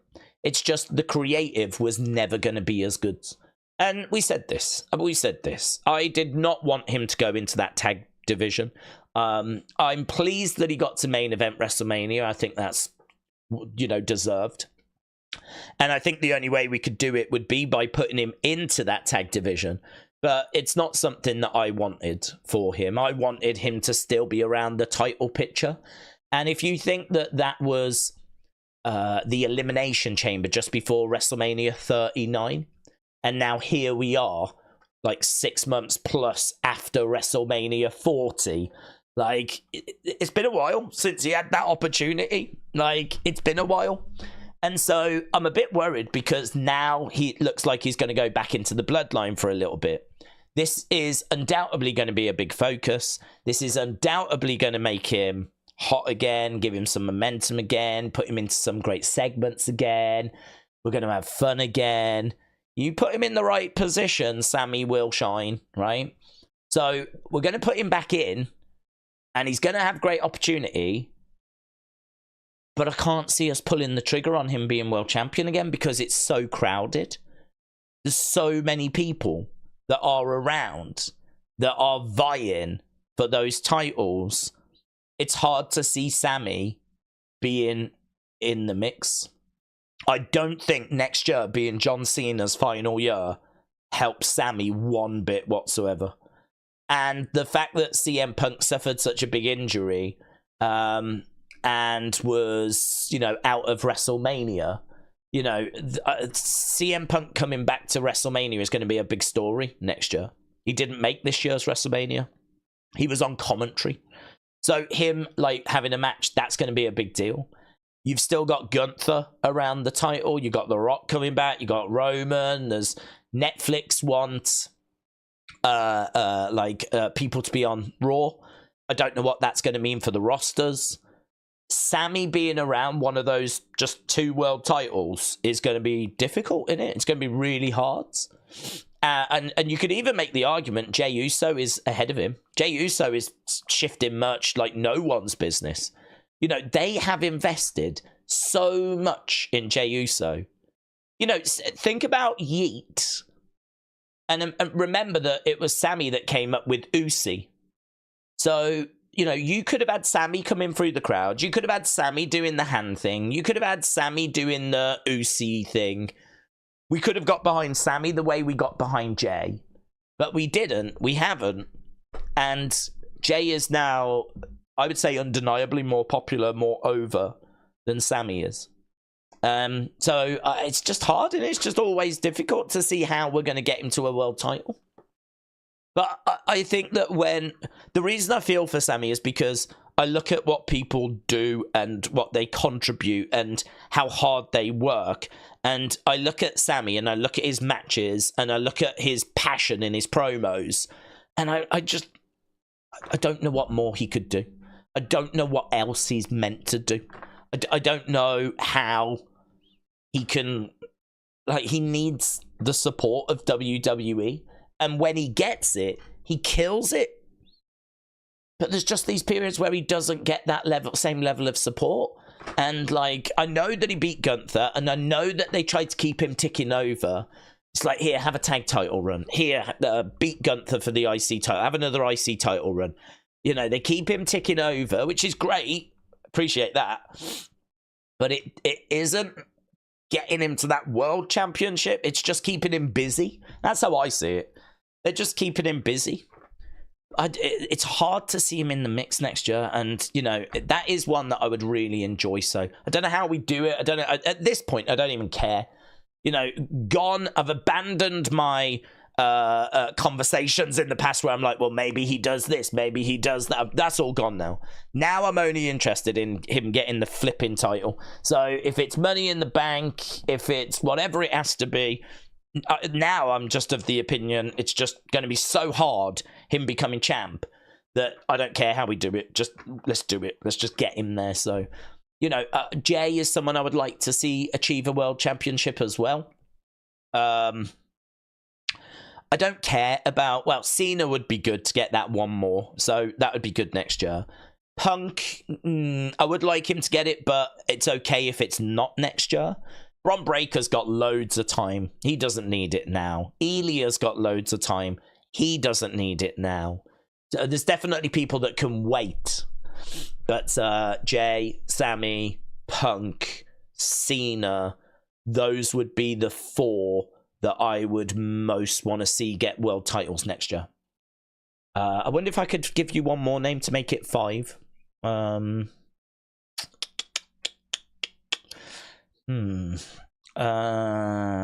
Not Jacob's got time.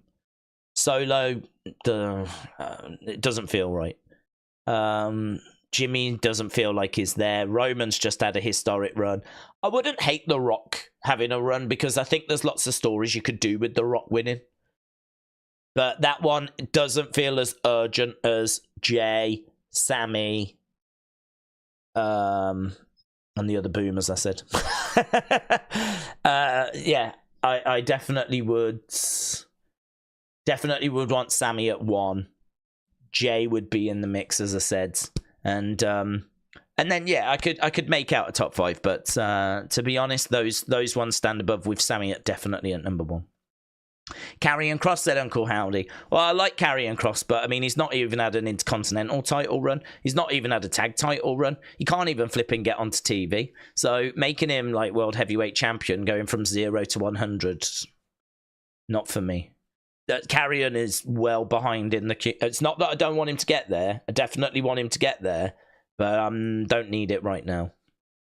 F The Rock, says Frankie.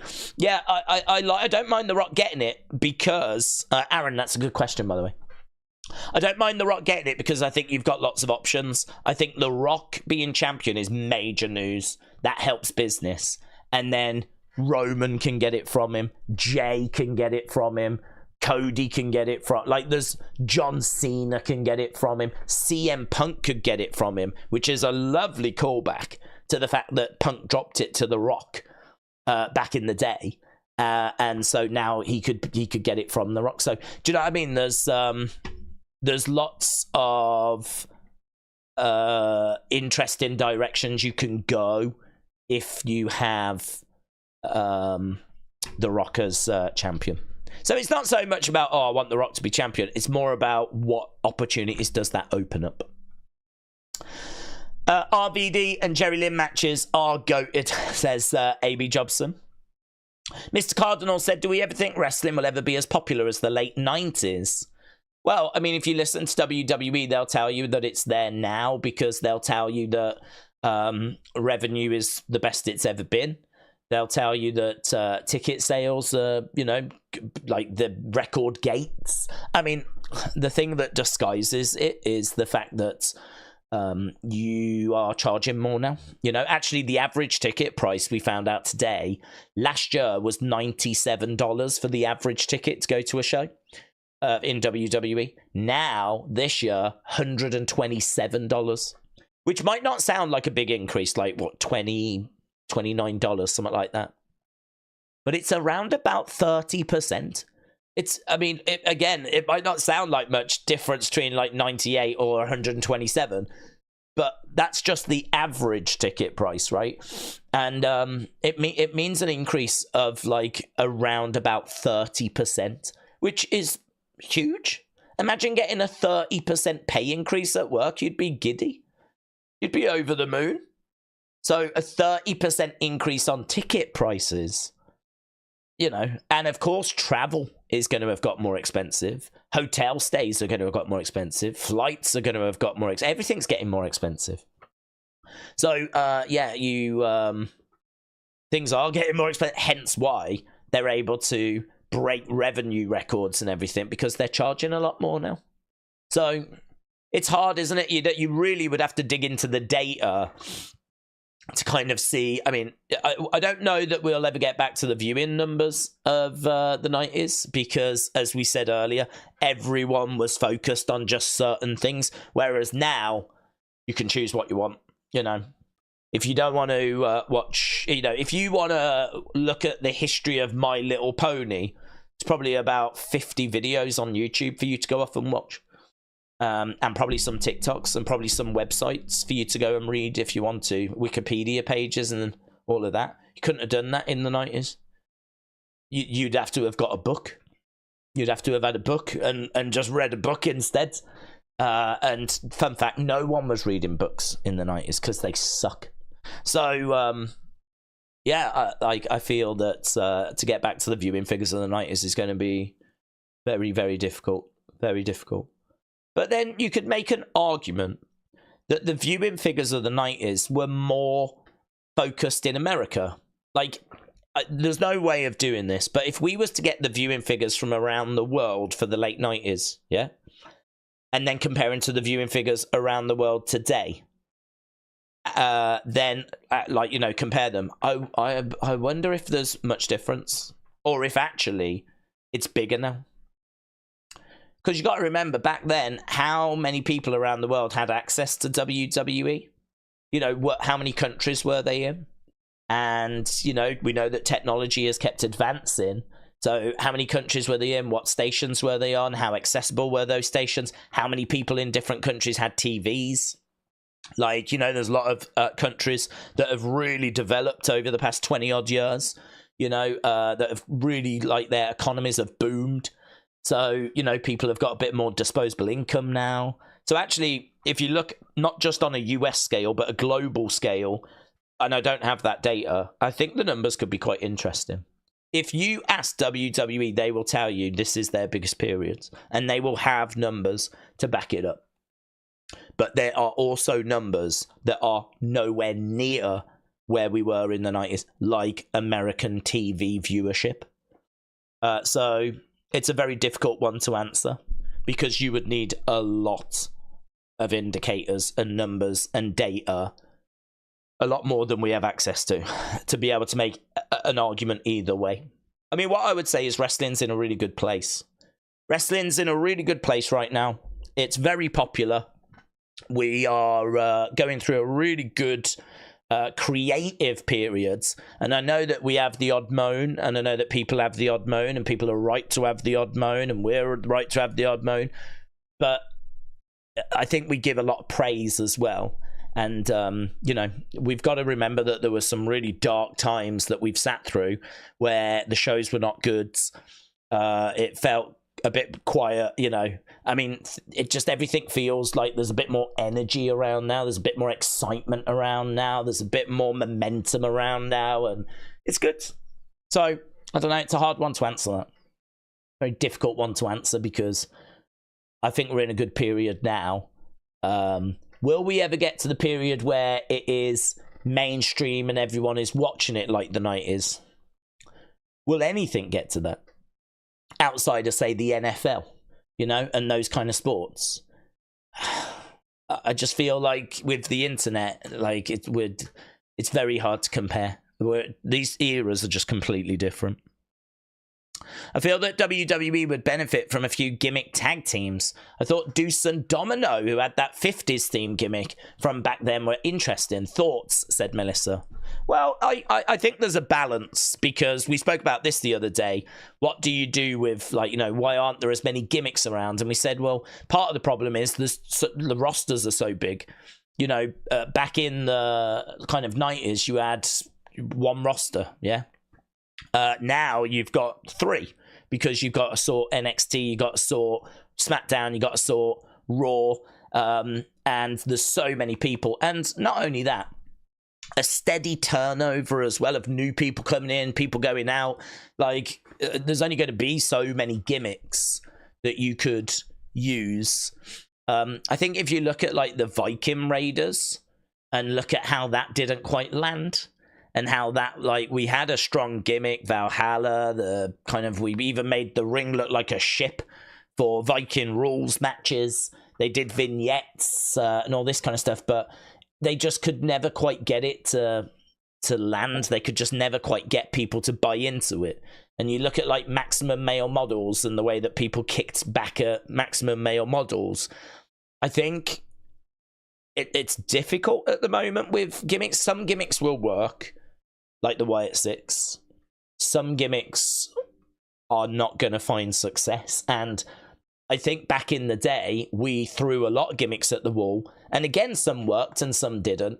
But we just kept throwing gimmicks. But we didn't have as many wrestlers to find gimmicks for as we do now. So I think the way you worded it was good, in the sense of, I think we could have a few more, rather than saying, you know, going over the top, going crazy. Because I think you're right. I think the majority sort of has to be what we're doing now, because it's just, there's too many wrestlers to find gimmicks for. And I don't know that the appetite is necessarily there. People love the real emotion of, like, the Bloodline and Jimmy and Jay, and the real emotion of Bo and Bray, you know, like, that is really resonating. And I think part of it is because we do see behind the scenes a lot more now. So if you've got a gimmick, it's going to be really hard for people to really get lost in those gimmicks. Because look at the drama when that Whataburger picture came out for the Wyatt Six. I can't believe they've done this. What an absolute disgrace. Blah, blah, blah, blah, blah. You know, but you can't help that kind of thing in this day and age. Everyone has got a camera. Everyone has got access to the internet with their mobile phones. A picture, upload a minute. Like, you know, anyone has got the ability to do that now. So it makes it so difficult for gimmicks in this modern world. There is a place for them, but I think it has to be sprinkled. And so, you know, you look at, say, Pretty Deadly. That's kind of a gimmick, you know. They're like dandies, I suppose, which has been okay.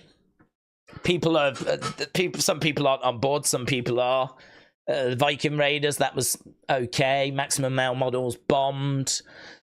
I'm trying to think what other gimmicks we've kind of had in the tag division recently, but yeah, I mean, you can try it, you can sprinkle it, but it's hard to see a great success coming out of it.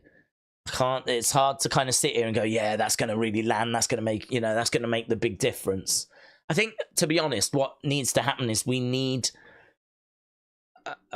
to invest in the tag division by having some stories, and we need to actually do some proper feuds, and we need some backstage promos, and we need some drama. Like, we need, you know, I don't know, flipping Motor City Machine Guns being attacked around their house by the Street Profits, who have had enough of being disrespected. And we need to build up some proper feuds, and they need to be given regular TV time. I think the biggest problem with the tag division is it's an afterthought. It's just, if we can put the tag teams on, we'll do that. But look at how many times Judgment Day have defended their titles. They hardly ever defend them. We hardly ever get the Judgment Day defending their tag belts. It is very much bottom of the pile in it. And I would say the women have got it better than the tag teams. And even the women's division gets a lot of criticism. So it's really difficult to find a way of showcasing all the talent that we've got.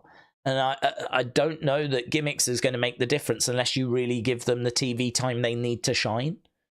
But I will always appreciate a good gimmick. I mean, I'm a big fan of the golden era, and we were flipping drowning in gimmicks around that time and New Generation, you know? So I will always appreciate a good gimmick. But I think the way you worded it was right. Sprinkle in a few in.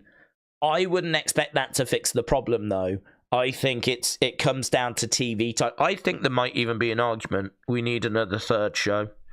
I think there might be an argument we need another third main roster show, just to let this breathe a little bit more. Because it does feel like there's a lot of people that can't get onto the shows, you know? I would be interested in them doing that. And it would be another show for them to sell and make money from. And I wouldn't hire any extra wrestlers for it.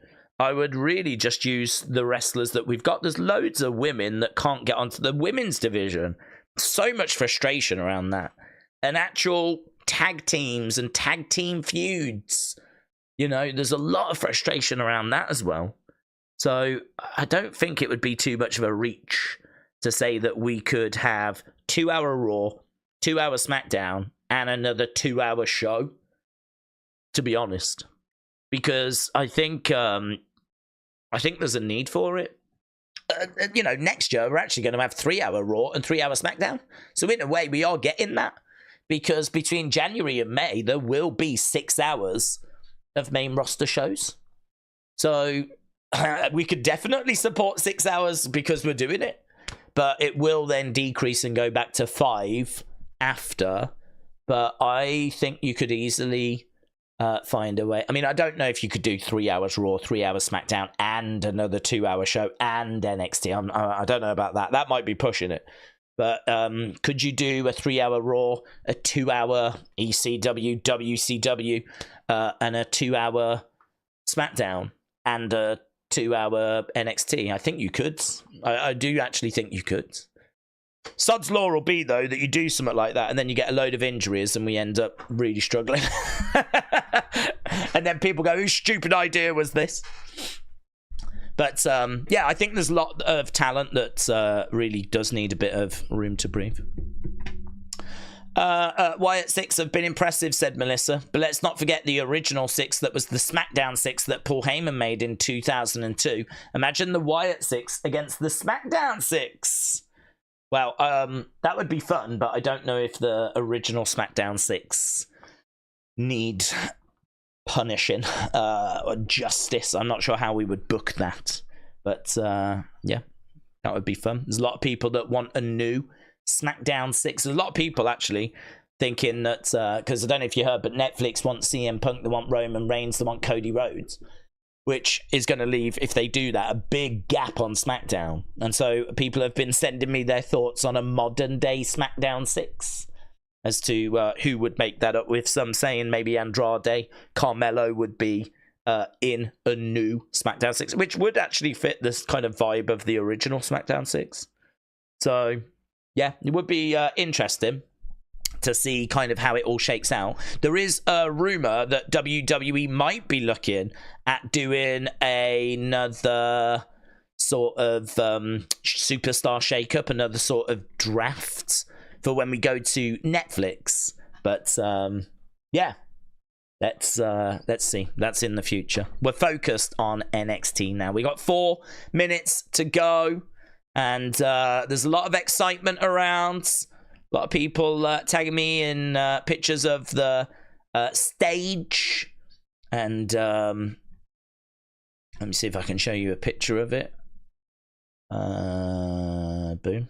There we go. This is the ramp and the entranceway, the staging for tonight's NXT ECW show. So, pretty standard, pretty, not too dissimilar to the original, actually. But, yeah, should be good. 3 minutes to go. What was your favourite Black and Gold takeover song and matchup? I don't think I've got a favourite song, to be honest. I never massively paid attention to the songs. Most of them were like new kind of metal tracks that I'd never heard of. Not new metal, but I mean new as in brand new at the time. Metal. Tracks from bands that I'd never heard of. I do remember Billie Eilish, You Should See Me in a Crown. I do remember that one. And I remember being like, oh, I like this girl. And I like this track. And then obviously she went on to be absolutely flipping huge. That was the first I'd ever heard of her when that came. She worked with NXT. Obviously Poppy as well. Did a lot with kind of Black and Gold NXT. And she was on the show a few times. But I don't know. A lot of the tracks sounded good. But I can't say like there's one that stands out to me as like my favourite.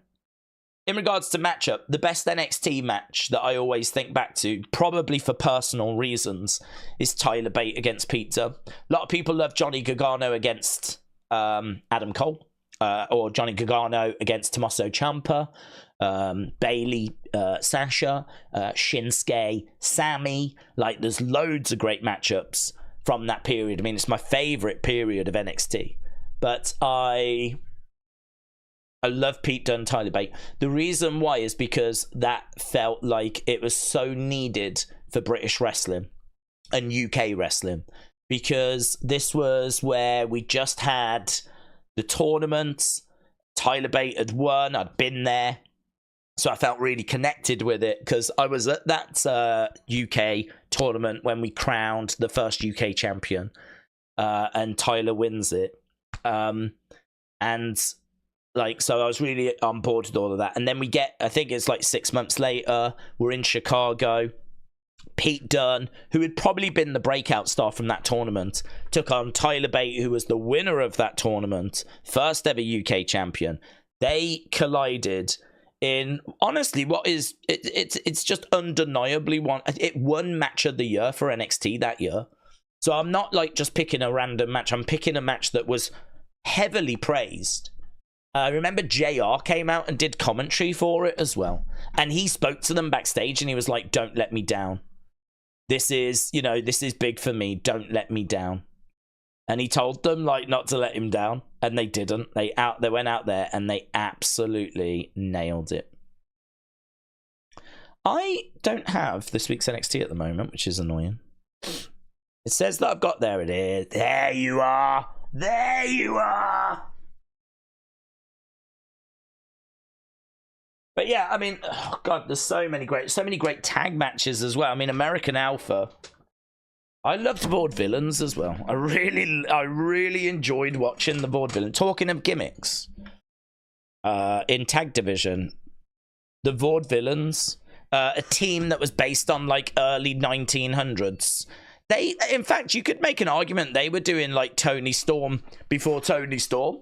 They would be coming out and their entrance was black and white.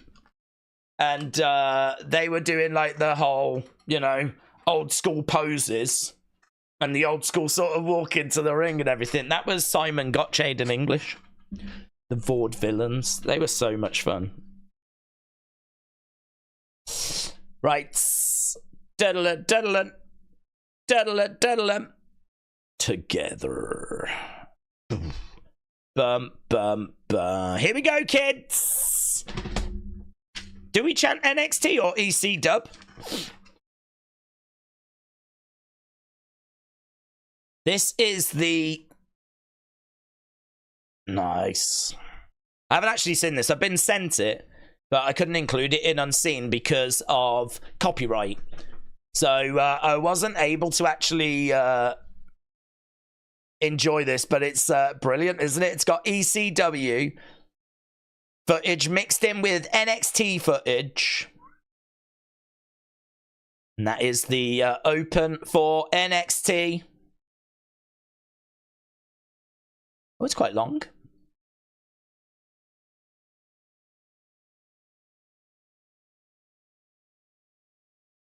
And there we go. Sold out. They sold out so quick as well. ECW, ECW, ECW.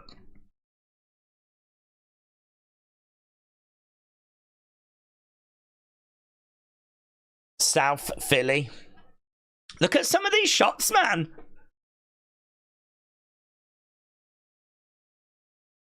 The birthplace of Extreme.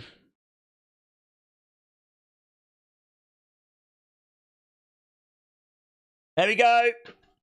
Wow, so special. If you was like really into ECW, how much would you want to be there? It looks so good. It looks so good. ECW signs, of course. NXT 2300 Arena shirts. There's Trick Williams with Bubba, Ray, Dudley.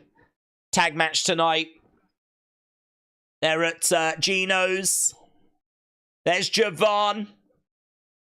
The young OG. He's looking at the Liberty Bell. There's Fatal Influence, Roxanne, Cora.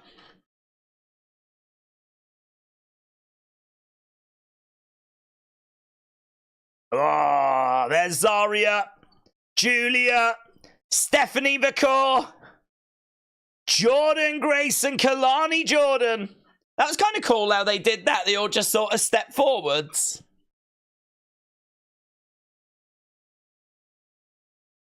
Woo! Mike Rome, ring announce him, and it's good ECW sign. Is this going to be the street fight? Yeah, is this Jada? Jada versus Lola. This is going to bang, man. This is going to bang.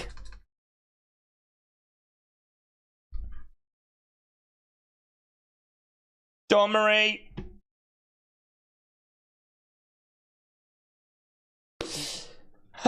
Dawn Marie is still fine. AF, said Brony. Here's Lola. They've got to go extreme on this, haven't they?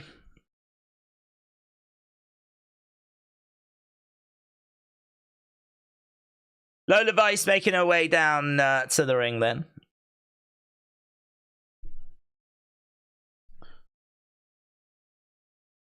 First hardcore match on NXT, is it? Dawn Marie going to get involved in this? She surely is.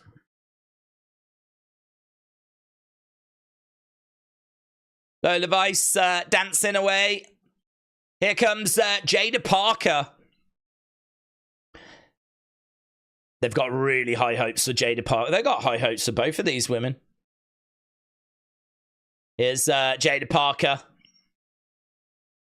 Yes. I like both of these. Will we get Heyman tonight, said McElroy? I'm a bit disappointed we didn't open with Heyman, actually, but...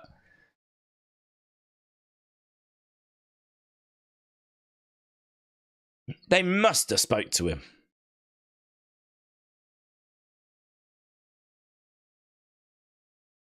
Right, she goes right after Lola Vice. Here we go. Underway. So, Jada with Lola. Lola getting smashed into the corner. Jada going to the outsides. Dawn Marie going over to Lola, just checking on her as a chair is being introduced. Bell has sounded. Lola, duck underneath. Ah! Spinning back fist into the chair, and the chair went right into Jada Parker's face. Shots coming into the midsection. And Lola drives Jada back against the side of the ring. And right now she's going underneath the ring. She's grabbing a table. Smile on the face of Lola. Daze, come to Glasgow for Raw. Me and you and Edward can stream it from the parking lot with glass bottles of Iron Brew. Oh my god, that sounds like the greatest invite I've ever been sent. That sounds like a dream. Apart from the U bit, the Edward bit, the Iron Brew bit, and the car park bit. But everything else sounds great. Right now, we've got Lola with Jada. I wish the arena had more of that ECW old school look, said Tramp for Little Trap. For Little Trap. Trap for Little Trap. Shout out to you, buds. Here is Wes Lee backstage. Lola needs to win here. I swear that Jada just won her last match. Well, we're on the outside. Jada with a chair, walloping Lola as Lola was trying to get another table, but that table being put back underneath the ring. Crotch chop there by Jada. She grabs Lola, chucking Lola into the ring. Jada grabbing a chair. Chair in the ring. Lola going, Lola in the ring. Jada going under, grabbing some more chairs. At the moment, we've just getting, like, weapons being introduced. So far, this match has largely been people going under the ring to grab weapons. Lots of chairs in the ring right now. Big boot there by Jada. Jada grabbing a chair, setting it up in the corner.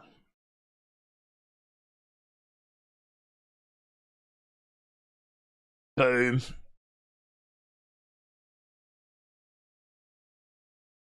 So, Lola setting up a chair. Oh, hasn't Ava got an announcement tonight? We didn't even talk about that. Kick to the midsection. Ah! Into the chair goes Jada Parker. We've got a very interesting tweet that's just come through. Let's jump over here, look. I'm excited to welcome Noah wrestler Noah Yoshiki to NXT. This hard-hitting young man is going to be a problem for anyone he steps in the ring with. I look forward to growing NXT's partnership with Noah in the future. So, we've got this guy, look. He doesn't look very scary. Are we sure this is him? This guy's going to be a problem, is he? Are you sure? Boom! Wow, DDT. Okay. Well, there we go. I can't watch that video right now, but interesting. Right, both of these women are getting into it. So, Mo Reigns, thank you, my friends. I'm putting you in the thanks folder. Cal as well, thank you. Right, double clothesline on the outside. Both women going down. I think we're going to commercial break. First commercial break. Daze, I've been waiting for this match all week, said AB Jobson. Well, it's okay so far. I mean, really, it's been a lot of going under the ring to get weapons. They've been laying it into each other. They're not holding back. But I feel like we've just kind of gone through a bit of a setup period. We should be eating goods when we get back from this commercial break. But what channel is this on in the UK? Said the Bayern View. Hello. It is on WWE Network in the UK. It's not actually on a TV channel. It used to be on TNT Sports, but they got rid of it. I don't think it was doing great numbers. So they got rid of it. Dun dun dun dun dun dun dun dun dun. Okay, we are at commercial break.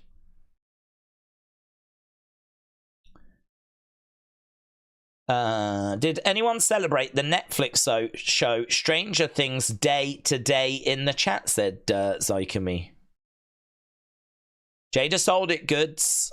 They just missed the chair, said Tramp for Little Tramp. I keep saying Tramp. I don't know why. Trap. I'll try to remember. This NXT ECW show should be great, said Melissa. I agree. It's all right. It's been all right so far. Would have been nice to have had Heyman. Sam Roberts said, I am loving this show so far. I'm getting hitting the nostalgia. I'm getting all the feels.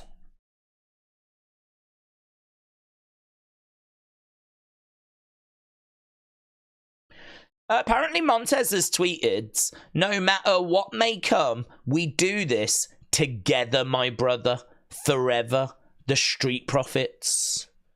So I'm guessing that is a message to Dawkins. It's a bit random, isn't it? No matter what may come. Definitely something going on, isn't there, with Street Profits at the moment? Something to keep an eye on there. Right, people talking about that back fist to the chair, which went smashing into Jada's face. People loving that. ECW Champ said, AB Jobson, I'm looking forward to January when we don't need to worry about what channel it's on. It's just the Netflix button, said it. Well, that's for us in the UK. Raw will be on Netflix, of course, for our friends in America as well. But we benefit from having everything on Netflix. Okay, back in the ring. JD, we've got a ladder that's been introduced into the ring as well. So, two ladders, actually. We got one on each side. Lola with a ladder. Jada with a ladder. So they're set up in each corners. Dawn Marie just having a word with Lola. Lola being a bit slow here. I don't even know what Lola's doing. The ladder, what is she doing? I don't even know what Lola's doing there. Lola was just kind of standing against that ladder and she was sort of looking around. It was kind of like, hit me. You know, I'm waiting for you to hit me. It was like there was a glitch and she got stuck. And she was kind of just holding onto the ladder, like,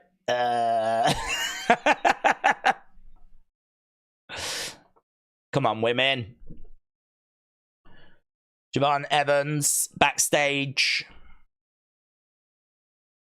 Jada talking to some of the fans, some shots coming in. Lola is picked up. She's put on top of a ladder in the corner, but the ladder doesn't look like it's going to stay. Jada did well to save that spot. Shots coming into the midsection. That ladder is teetering. It's on there, but I do feel like some of these spots are taking a bit too long. Like, it's all a bit slow, and they're taking a bit too long to set them up, you know?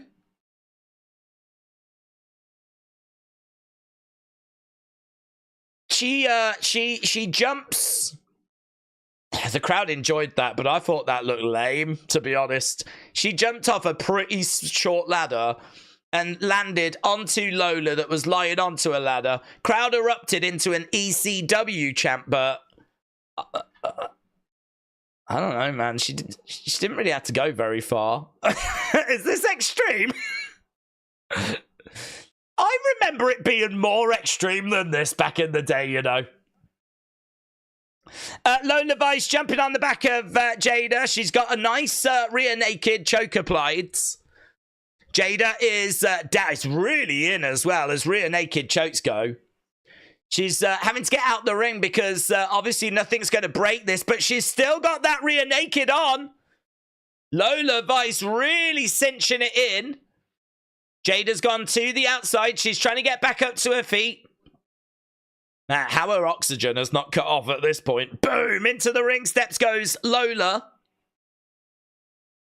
She just manages to break out of that. Jada grabbing Lola, trying to shove her back into the ring. NXT is trending #1 in the United States right now. Normally that wouldn't be that interesting. But considering it was the election yesterday and AEW is on tonight, it is interesting. Lola against the ring steps. Boom! Jada collides into those ring steps. Lola moves out the way. Back in the ring goes Jada. Lola going in after her as well. Kian said, I hope that Lola wins because she has got the Latino heat. I can't wait for Bubba back in a WWE ring. It's been ages since we've seen him. Trash can over the head of Jada. Oh, lovely kick. Yes, and again. Throwing in those kicks. Jada is wobbling around. She goes down. Now Lola with a kendo stick. Hitting Jada with that kendo stick. Jada goes down. We got ladders. We got chairs. We got trash cans. We got kendo sticks. Trash can being put over the head of Jada.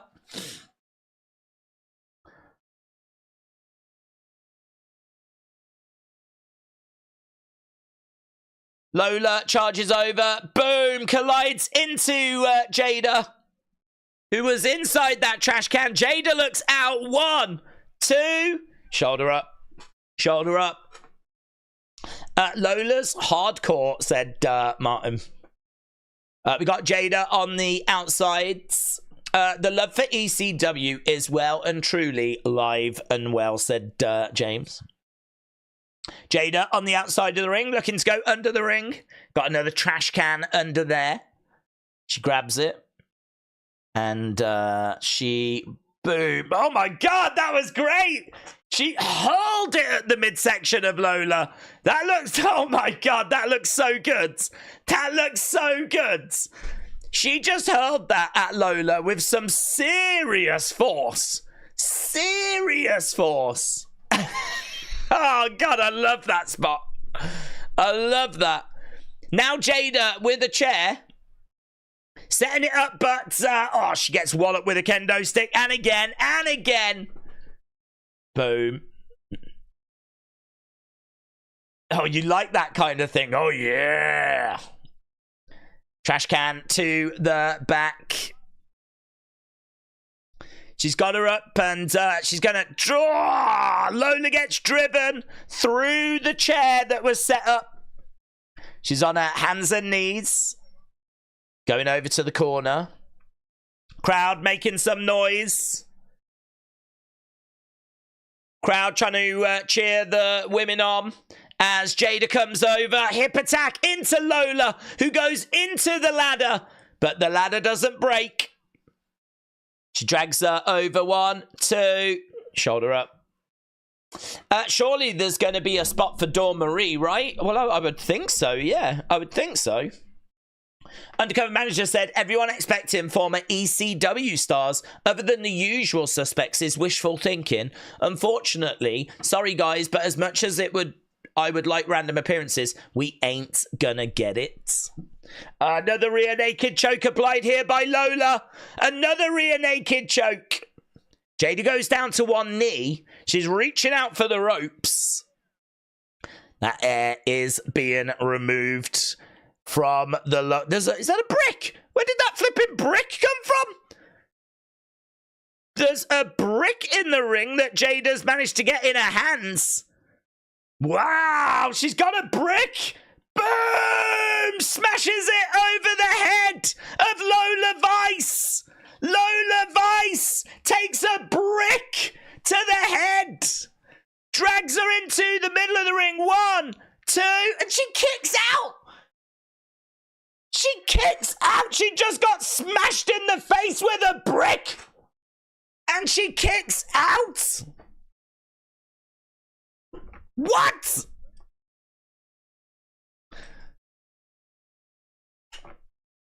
Jada, hip attack. Lola down. 1, 2, 3. That did not need that extra sequence. That did not need her kicking out after being hit in the face with a brick. just for a hip attack after. Well, listen.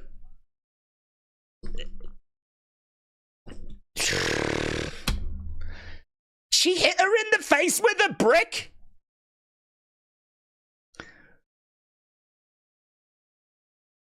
hypnotic, they called it. Well, there we go. It's Jada Parker that picks up the victory. Real said, come on, that was foam. Well, it was really foam, but we're not meant to know it's foam. I can't imagine we were meant to know it was foam. Here is Ridge and Ethan Page. I'll be interested to know what people thought about that. Did that live up to expectation for people? I feel, if I'm going to be completely honest, like we just did an extreme match with two women that didn't really want to go extreme. But then you got to remember as well, we're on the CW network and they might not want to go extreme either. Didn't think about that, did we? We're on the CW network and they might have no interest in going extreme tonight. Let's see what people thought. We will be doing opinions of tonight's show, by the way. So we had Ridge and we had Ethan Page by the Rocky statue. There is Kalani Jordan. She looks like she's in a sauna. Good job. Look at this. Getting tips from Rob Van Dam.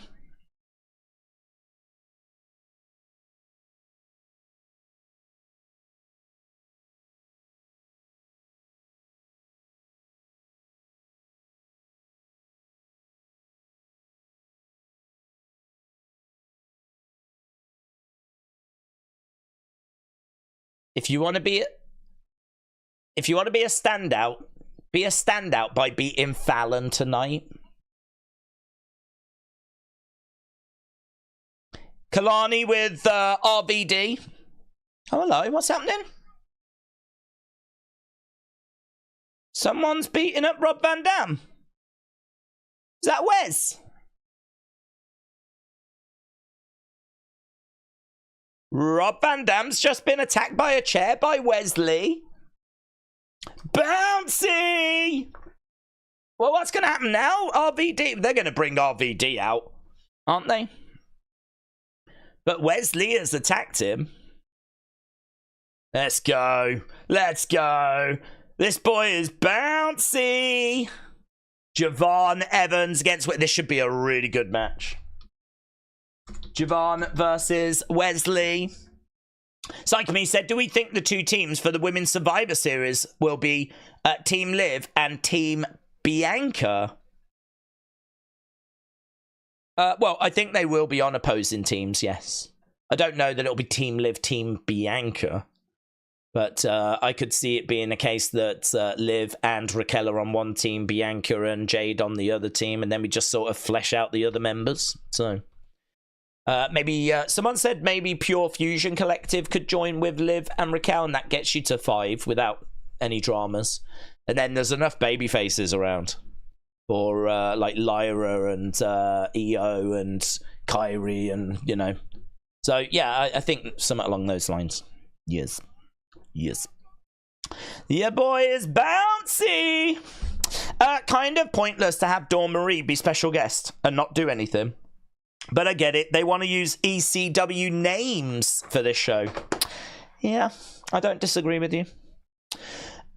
It's unfortunate that Lola lost, but I'll always have somewhere in my heart for her. Her and my other celebrity crushes will be in my heart, said Kian. She uses 50% of the moveset, and her finisher is called One of a Kind. Scott said it was a good match to start the show with a hardcore match. RVD will get his revenge, said Dro. Daze, it would have been awesome if your partner Tommy was streaming AEW. Well, I don't know how I feel about him being referred to as my partner. But I would be better to him for him than his current girlfriend.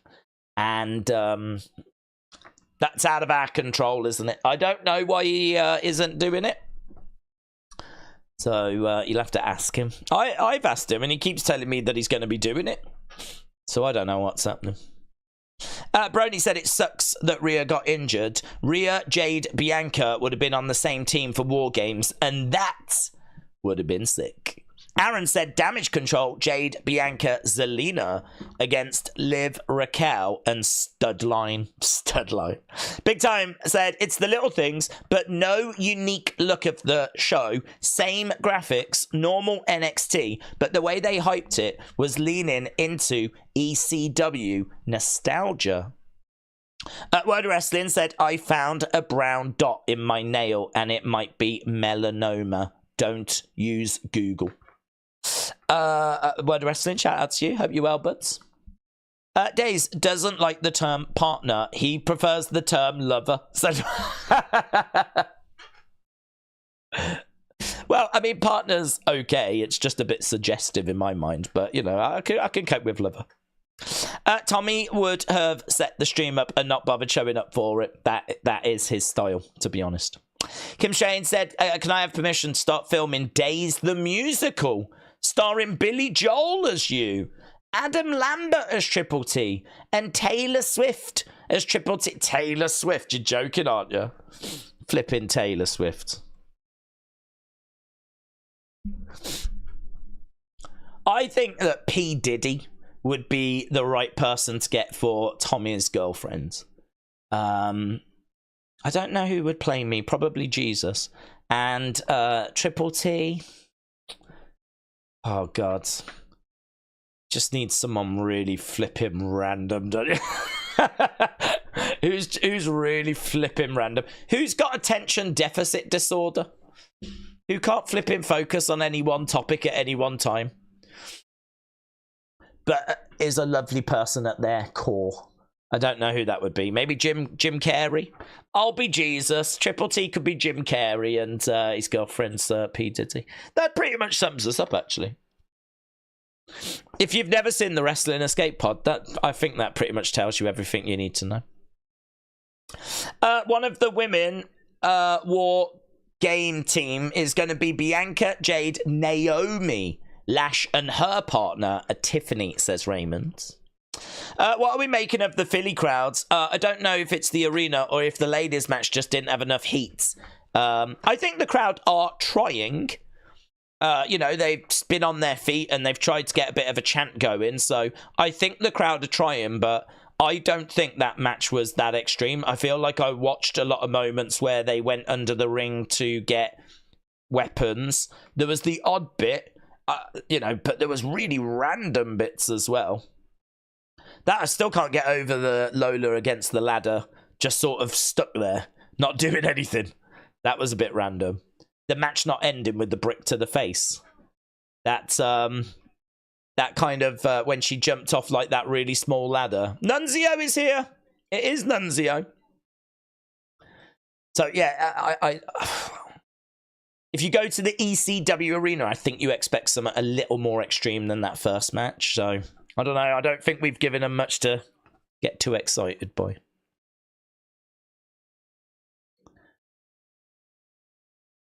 Next week, Nikita Lyons against the Riz next week.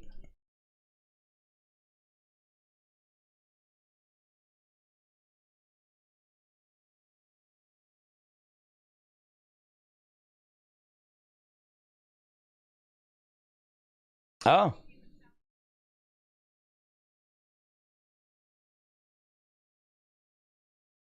Nunzio's going to be wrestling.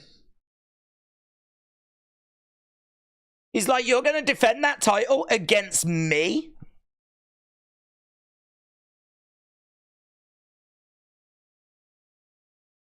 Is that actually going to happen?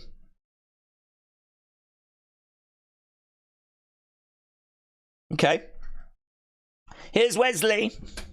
So that first match got a community score of good 95%, which I think is fair. It had moments to it. It certainly was not a disaster. But is it what you think of when you think ECW?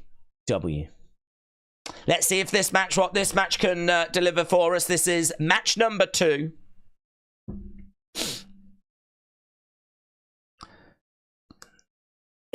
Booker said, this is a different Wes Lee. I like it. So Wes Lee perched on the top as the crowd are booing away. Have you ever heard of the Bubba Ray promos in ECW? Might be the biggest heel heat I've ever seen. I don't know that I've... Well, no, I didn't watch loads of the TV shows. So, no, if anyone sees anything that they think need to be aware of, feel free to ping it over. Javon going back against the ropes. Shoulder tackle to Wes. Wes standing his grounds. Nia leg sweep. Javon gets out the way. Javon against the ropes. Oh, kick over these two. Just constantly reversing each other. Flip over there by Javon. Moving out the way. Kip up by Wes. Javon goes over. Flips over. Middle rope into it. Oh, he tried for the cutter. But Wes had it scouted. Shot to the back there by Wes. Oh, that boy is bouncy, man. Did you see that? Did you see how he just bounced off that rope and then went into that reversal? That is so... He is so comfortable in the air, isn't he? Wes Lee flips over. Oh, what a drop kick. What a drop kick by Javon. Backstage, we've got Bubba. He hasn't got the tie-dye. It's the camo. And he's seeing straight out of Dudleyville. He's seeing Rob Van Dam being helped in the back. Javon gets driven into the edge of the ring. Love that flipping dropkick. Daze, I would think it would be cool if we took all the scores for the 3 shows and you tell us what show was the best based on our votes. Oh, you can see them all, but you don't need me to do that. The show scores are all listed. You can see all the scores for this year on the Wrestling Daze Opinions channel whenever you want to go look at them. If you want to know a certain show and how the community scored it, just go there. Go to Wrestling Daze Opinions, click on Post, and then you'll see all of what the community thought about all the different shows, all the pay-per-views this year, all the Raws, all the NXTs, all the SmackDowns, and we've had more feedback than Cage Match. True story. Cage Match gets like 200 odd votes. We get about 500. But we never get mentioned, do we? No, it's always Cage Match this, Cage Match that. King Yeti, shout out to you, my friend. Really appreciate the support. As Javon is, that was kind of like a brain buster onto the steps by Wes Lee as we go to commercial break. Look at this generosity from King Yeti. King Yeti, appreciate it, buds. People benefiting who's gobbled these up. Wrestling fan, shout out to you. Scott Turner, Lucas, Nico, Chili B, Sean, Rock Rat Zero, Jay Baker, Juan Carlos, Chris, the real James Willie, not the fake one, White Walker, Christopher Wilkes, Jeremy, Roscoe, Nick Q, all gobbled them up. Torcell as well. Have we got people saying thanks to King? Look at this. People thank it. No name. John as well. We have a member stream tomorrow. So for all those people that have just joined us, we'll have a member stream, which will be 11 o'clock UK time, which is 6 Eastern American time. That'll be on this channel, and you go to the post bit at the top. Go on there. I don't know if does it send notifications out now. I actually don't know. That's very, very kind from King Yeti.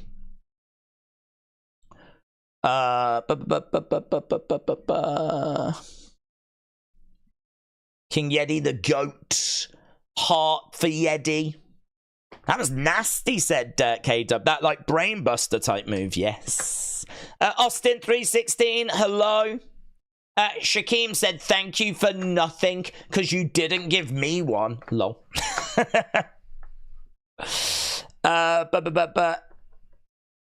Daze, I think that Tommy's girlfriend said no more watching violent TV, and now he's watching nature program Spartan. I think you're right, buds. We all know she's an awful person that will kind of restrict him from doing the things that he wants to do. So I think you're correct. Daze, I watched this live stream on 2x speeds and have now gone back to the future. Oh, God, I hope it's good. I hope it's good. I can't wait to see what the next hour and 20 minutes has got for us. So, yeah. Fingers crossed. Right, we are at commercial break at the moment. We are just waiting to go back to the action. We've already had a hardcore match. And now we've got Javon against Wes. There was a brutal brainbuster just before we went to commercial break.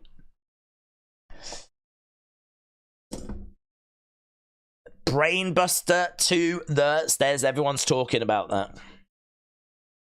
Yeah, him defending against Nunzio. Are we really going to get that? I really don't know if we're getting that match or if it's going to be swerved. There's a new Rob Van Dam shirt as well. So here, look. Rob Van Dam. One of a kind. One night only. NXT 2024. I reckon they're probably selling that at the venue. Get that kind of a vibe. That feels like one of those kind of I was there shirts, you know. But Rob Van Dam shirt. We are back to the action as well. One of a kind. So we've got Javon and Wes in the corner. Shots coming in there by Wes.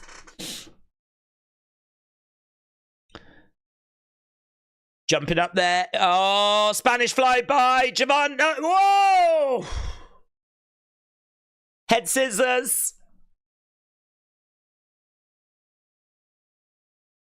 Great work there by Javon. It looked like he was going for a Spanish fly, but he didn't in the end. So both of these in the ring at the moment, exchanging shots back and forth. Big right hands coming in by both guys. As we said, this second match of the evening. Still got the big women's tag match to come. We've still got Bubba and Trick to come. Apparently Tony against Nunzio still to come. And we don't know what's going on with Rob Van Dam. Against the ropes goes Javon. Duck underneath. Over the other side. This boy is bouncy. Beautiful kick there by Javon. Wes goes down. Yes. Ah, he's going to be such a big star. He is going to be such a big star. 1, 2. What I love about Javon is he bounces around, right? But when he lays it in like that drop kick earlier. Had a real satisfying sound to it as he not only hit a drop kick, but sort of kicked it in at the same time. And like his moves when he plants people, he plants them. Power bombs look good. His splashes look good. We've said before, like, it's all well and good doing these gymnastics, but really that connection, has it got the impact? Or does it just look a bit, you know, floaty? With Javon, it looks great. Against the ropes goes Wes Lee. Springboards, gets caught by Javon. Javon tries to chuck Wes Lee over his head, but a super kick. Reverse Rana. My God, says Booker. Springboard. Oh, beautiful. Into a Pele kick. 1, 2. Oh. God, I love Pele kicks when they're done well. Look at that. Springboard. Oh, my God. That is so good. That is so good. From Wes Lee. So, springing against the ropes, flipping over, Pele kick, getting a 2, and coming up next, the special announcement from Ava. The special announcement. King Yeti, look at this! King Yeti, settle down! We've all had a drink. Gifting another 10 memberships that have been gobbled up. King Yeti, shout out to you, my friends. So appreciated, so generous. I feel like pretty much everyone that's a member of this channel is because of King Yeti or Dormouse. Single-handedly keeping the channel going. With, oh, beautiful cutter there by Javon. Going up, top row. Oh, my God. Oh, my God. That is so good. Oh, my God. He absolutely nailed him with that cutter. Oh! He's gone a bit too OTT here, hasn't he, the young OG? He's throwing out all the stops. Suicide dive, but it's reversed by Wes, and he ends up going hard into the commentary table. Crowd on their feet, and rightfully so. The young OG showing up and showing out in this match against Wes Lee. We thought this was going to be good, but oh, it's so good. And here comes Rob Van Dam. Oh, Rob Van Dam making his way down the entranceway. He's got his new shirt on. Oh, look at this. Wes on the outside of the ring with a chair. Misses Rob. Rob scouting Wes. Oh, Javon comes over the top, lands on Wes. Wes going into the ring. Goes up, boom, connects again. Springboard cutter. Rob hasn't actually done anything here. He's just allowed Javon to get back into this match. So good. This is so good. Crowd are really into this. Where's he gone? Javon. Javon has to jump like pretty much all the way over to the other side of the ring. And he gets the win. Rob Van Dam getting into the ring. Javon Evans picking up the win. Rob Van Dam gets in just to roll Wes Lee out of the ring. Lol. Our monitors are broke. I don't know if our headsets are working. Best and worst matches of 2024 so far, said Not JPEG. I don't know that I'd say the opening match was like the worst match of 2024. I think it definitely underwhelmed for me. But I think there were still some moments in there that stopped it from being like a disaster. But, oh, that was really good. That was really fun. Oh, here's Eddie Thorpe. Ava's going to the ring with Robert Stone and Stevie Turner. It's going to be announcement time, kids, and we don't know what this announcement is going to be. Announcement.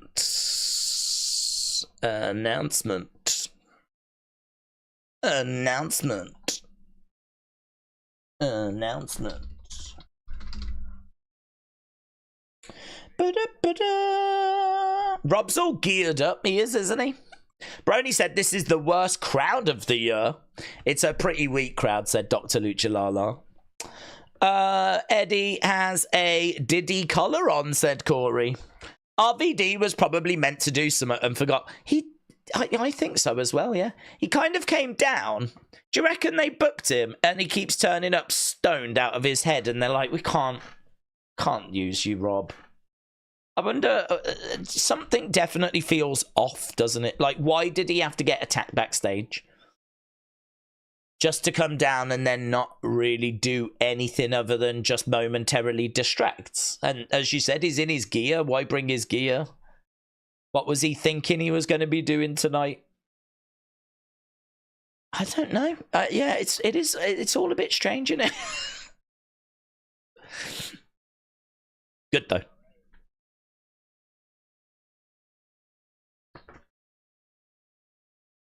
I prefer this on a Wednesday, said Wrestle with Andy.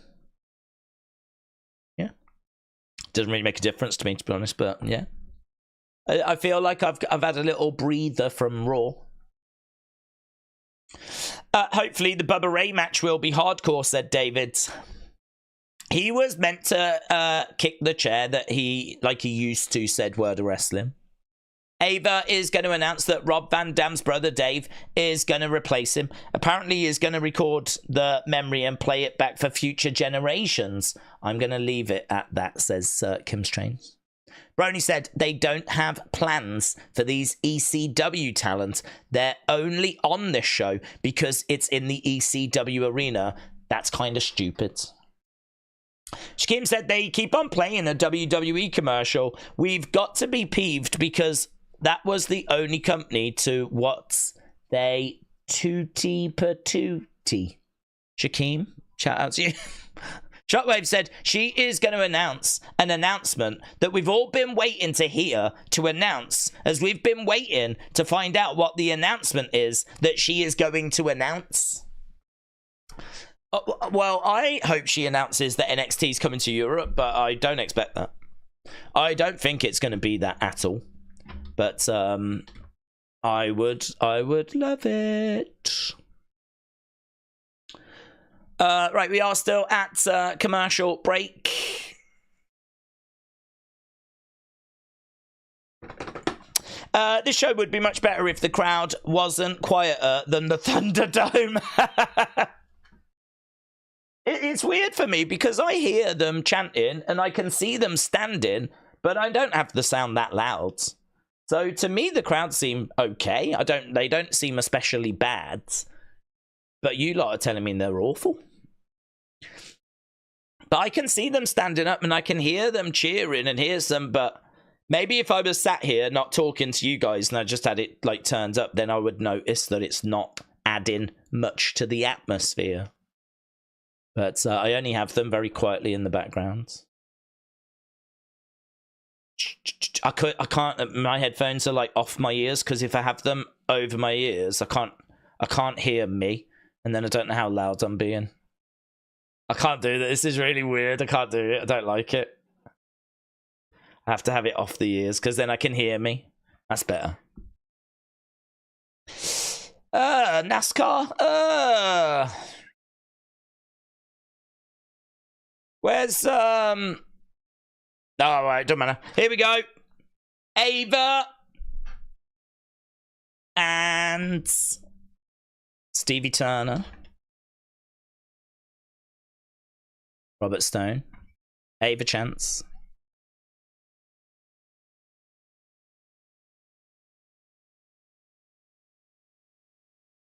Such an honor to be held in this arena.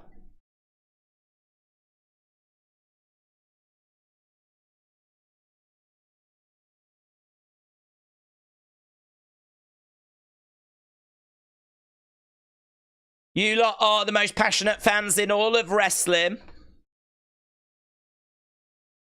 Okay. Next premium live event.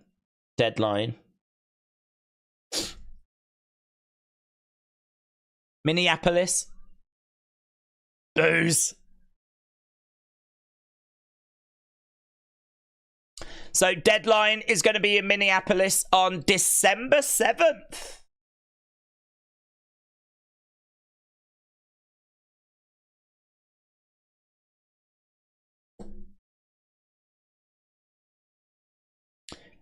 Someone's going to come out here, aren't they, to deal with Mr. Stone?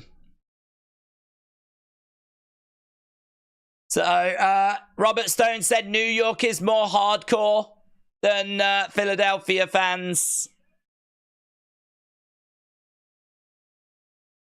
Hear me out, the truth hurts.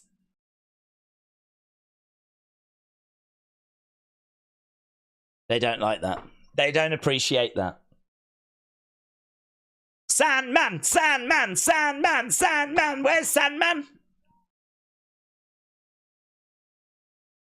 Where's Mass Transit? Lights go out. Lights go out. Who's it going to be as Robert Stone is laying into... Oh, yes! It's Rhino! It's Rhino! Oh, there's going to be a gore! Gore by Rhino! EC dub! EC dub! EC dub! EC dub! Yeah! Oh, that was good. That was a good moment.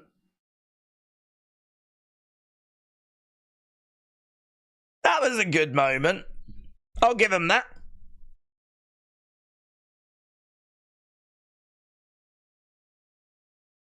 Is it the women now?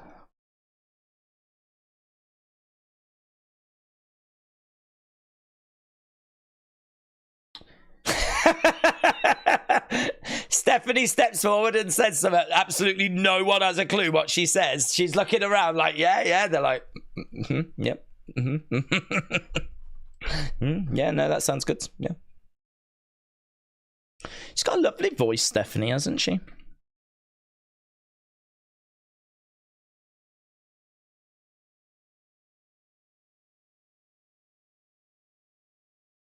Ah, yes, Lash and Jakara.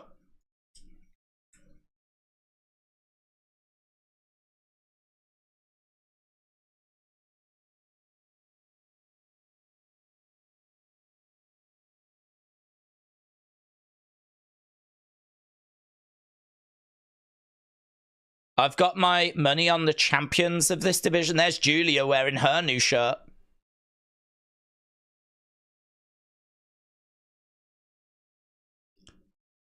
Let's show them how.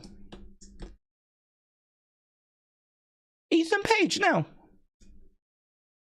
Is this going to be the tag match now?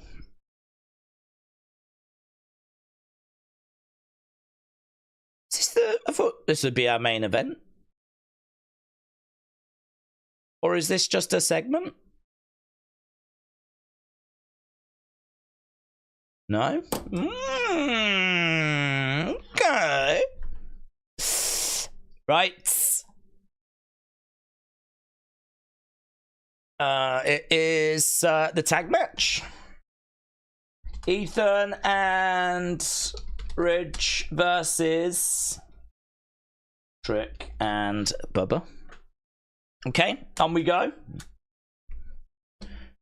I was totally expecting this to be the main event. Very surprised.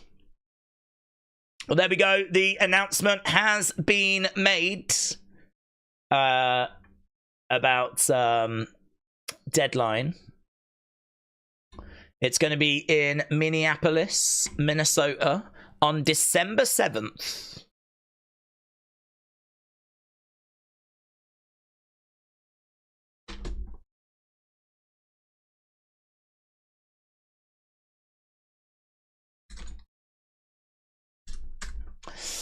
But Sandman should end the show.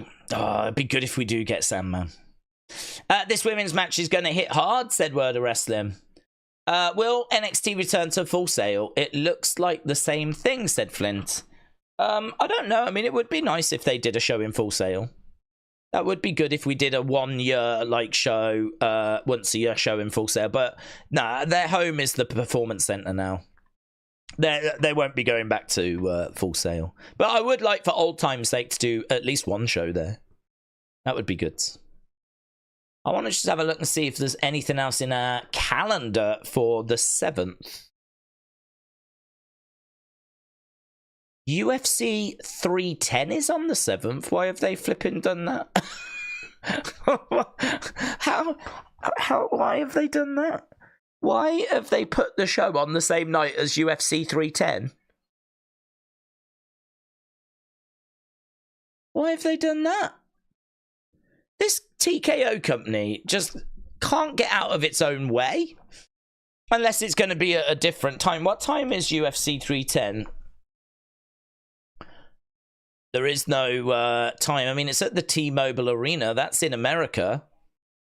I can't imagine it's going to be a drastically different time to NXT. So they're really doing NXT on the same night as UFC 310.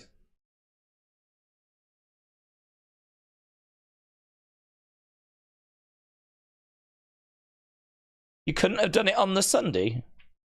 You couldn't have just done it the next day? Well done, everyone. Well done.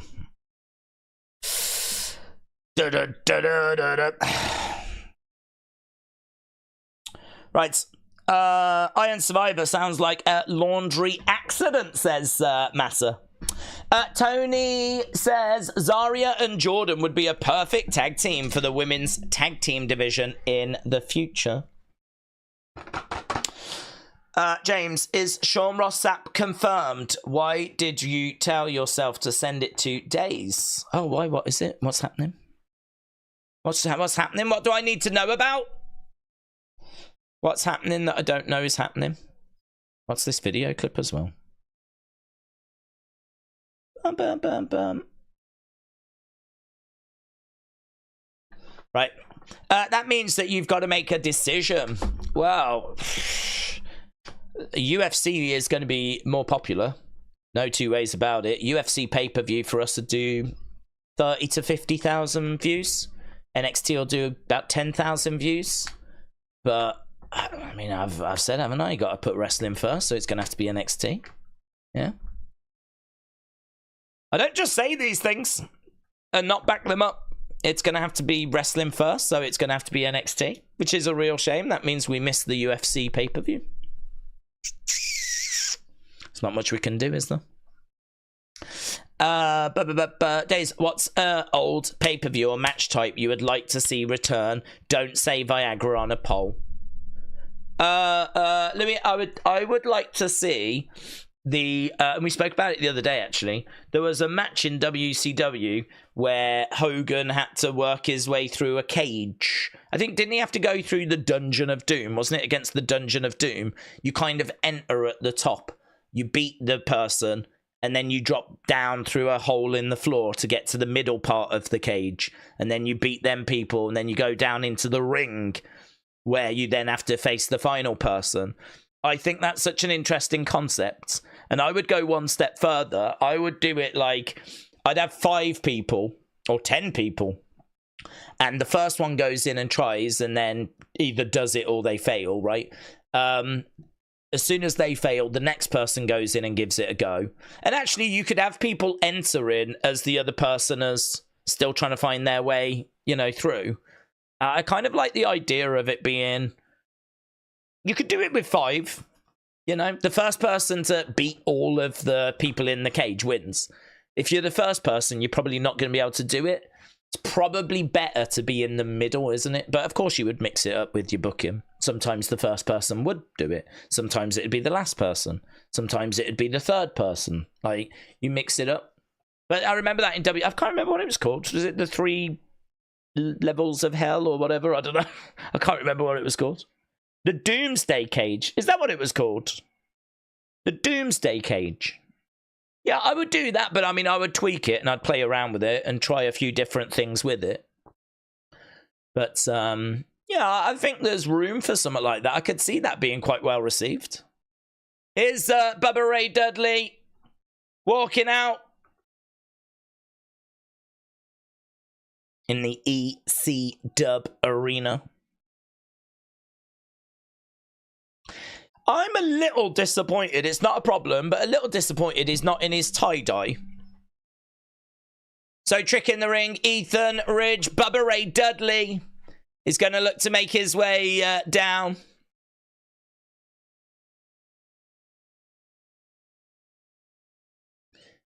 Bubba Ray Dudley.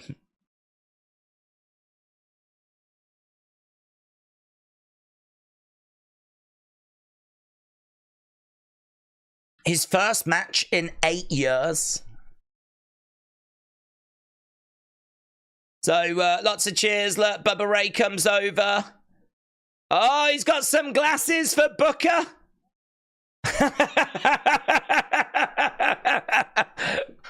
There we go. Booker with some glasses. That's pretty fun, isn't it?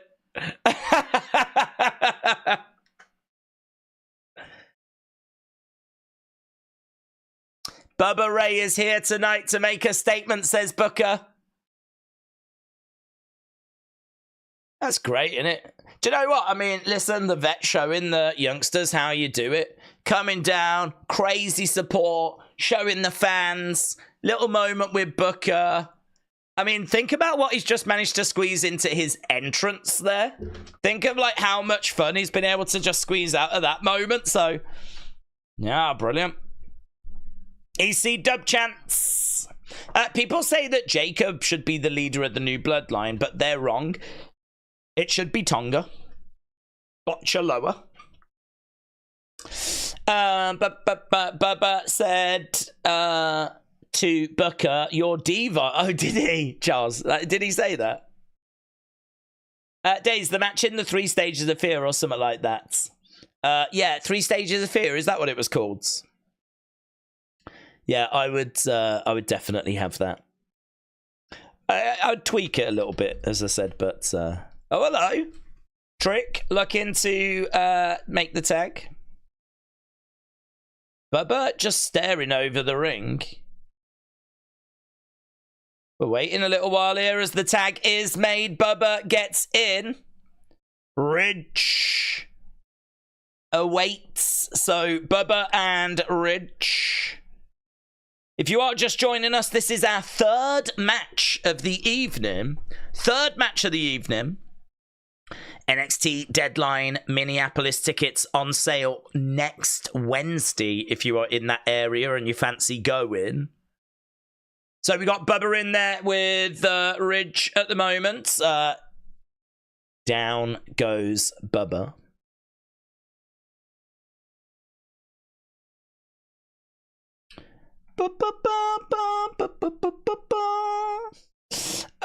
Francine helps Ethan and Ridge win. Boom. Big slam there by Ridge. Bubba slammed down, and I think he's a little bit surprised at the fact that things haven't totally gone his way so far. We are into the 2nd hour right now. So we've already had an hour of tonight's show.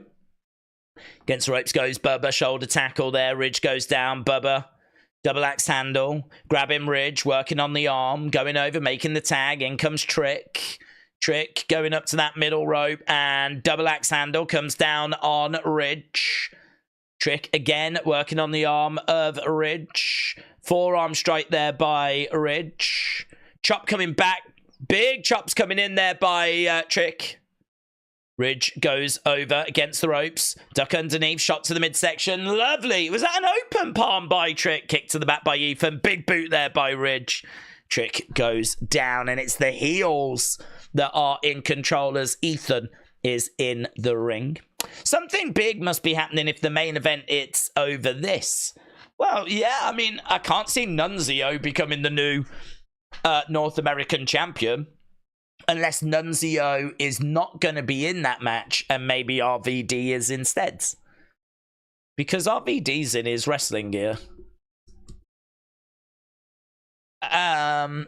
Is the 10-woman tag going to close the show? I don't know. Boom. Elbow there by Bubba as Trick comes down on Ethan. Trick comes down on Ethan and on Ridge. They go to the outside to regroup. This crowd seemed okay to me. They were just up cheering, making noise. King Yeti said in Daze's voice, "Happy birthday, Mitchell, lol." Is Mitchell older than 12? Mitchell said, "I'm doing well. It's my birthday." Do you know what? Fair play to Mitchell. He's not come in looking for people to celebrate his birthday. He's not come in and gone, "Guys, everyone, it's my birthday today." So, respect for that. So, Mitchell, I will happily give you a happy birthday. because you didn't do a metal mama and come in and be like, guys, it's my birthday, everyone, it's my birthday, shower me in praise. You didn't do that. So respect. My eyes are so messed up with the red circles. Look 3D. Saw Hack Duggan said, Daze, if WCW returns for one night only, is it too late for that? Because most of the WCW superstars are already retired. Yeah, but most of the ECW stars are retired. I wouldn't say it was too late for it. I think considering that we are...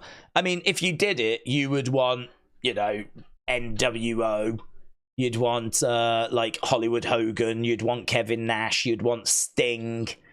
You'd want Goldberg. You know, these are the kind of names you'd be looking for.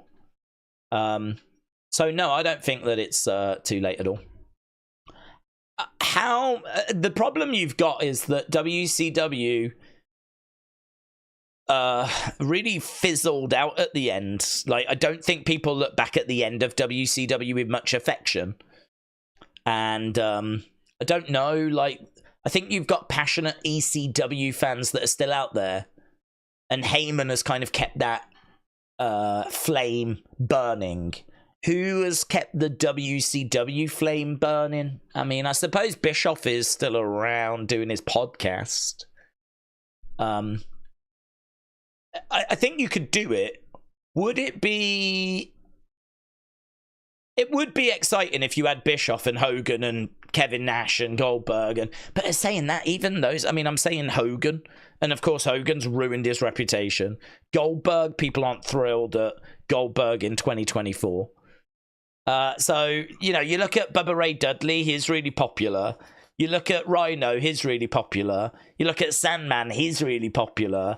So I think part of your challenge is that ECW stars are still really popular, but WCW stars, by and large, have kind of, their reputation has suffered a bit in the decades that have followed, you know? So to answer your question, could you do it? Yes. Would it be as well received? Depends who's on the show. But you could definitely do it.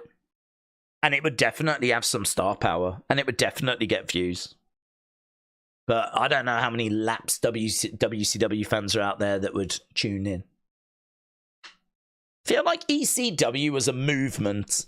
I feel like ECW was that spark. It was the underdog. It was the little engine that could, you know. Whereas WCW was the promotion for a time. And it really kind of lost its way, and... I think people have got mixed feelings about it. There's a lot of nostalgia for it still, though, so it would definitely get views. It's a good question, that. I would do it. Why not? Even if it bombs, who cares? We even spoke about the idea of having a WCW third brand, Raw, SmackDown, and WCW. Like, you could bring back Thunder, couldn't you? Imagine if you did a show on a Thursday called Thursday Night Thunder, WWE Thunder, and it's all WCW kind of, it feels like Thunder. The logo is Thunder. And you sort of, I don't know, get Bischoff to be the GM, if he wants to do that. Bischoff could be the GM, and you could, like, have it set up like Thunder from the past. And, yeah, that could be pretty fun. If Bischoff won't do it, you could have Regal do it. Or Booker. Booker could do it. Well, I think Booker's quite happy doing what he's doing, to be honest. But you could definitely do something with WCW. Against the ropes. Oh.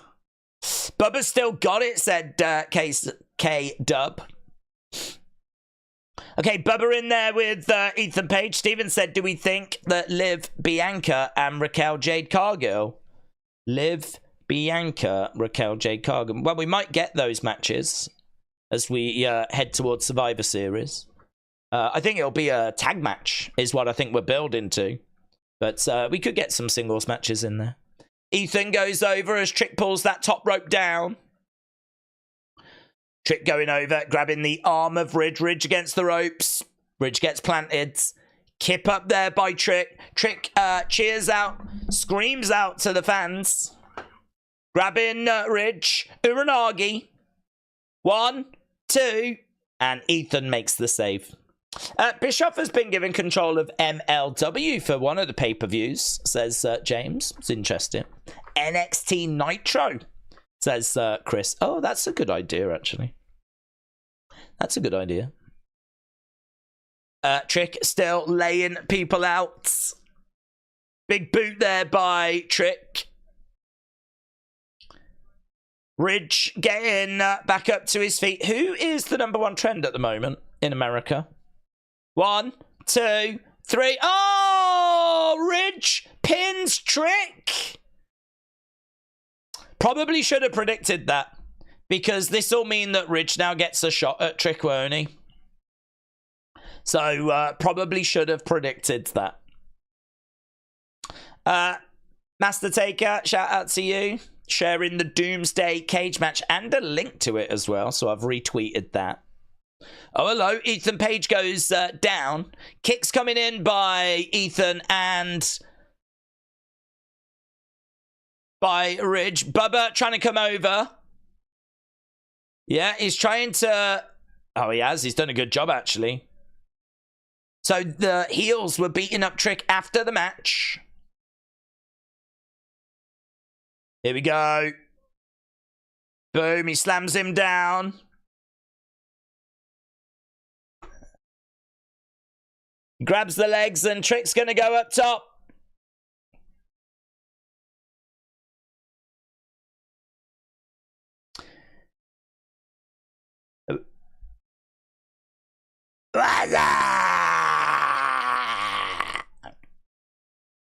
Boom!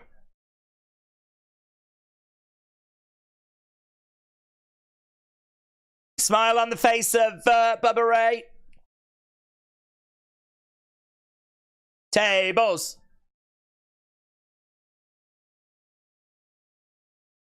Two, three. Get the tables. Trick going under the ring to get tables. Trick, get the tables. Brony said, I've seen enough. Philly is the worst crowd when it comes to WWE shows. Oh, my brother, testify. No tables.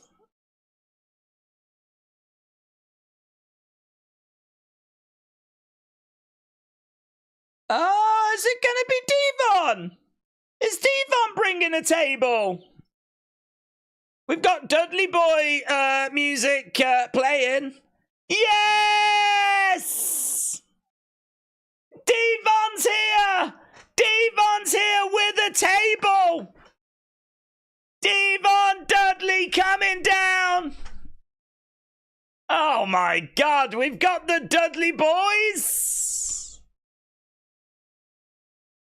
Table coming into the ring. Devon, get in the ring! Don't stand on the outside. Get in the ring. Devon, get in the ring. Why is Devon just standing on the outside like a boomer? That's it. Get in there, mates. Boom. Ethan planted through a table. Yes. Dudley boys. Dudley boys. Dudley boys.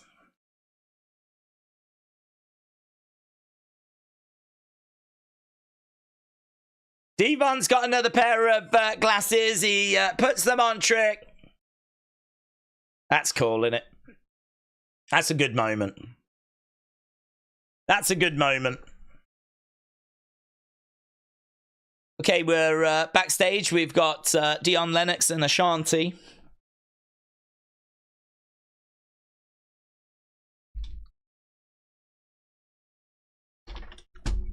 Devon, get the tables.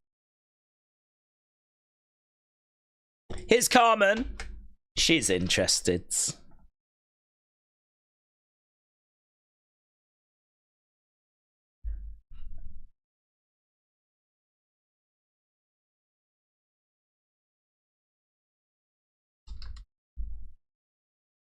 Carmen tells Ashanti to stay out of her business.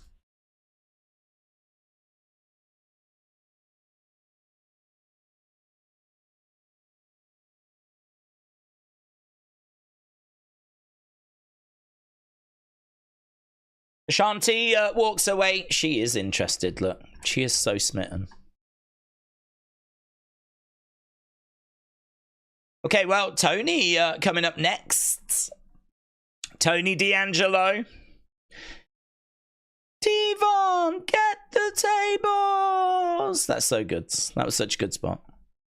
Best tag match in WWE this year because of Bubba, said Ryan.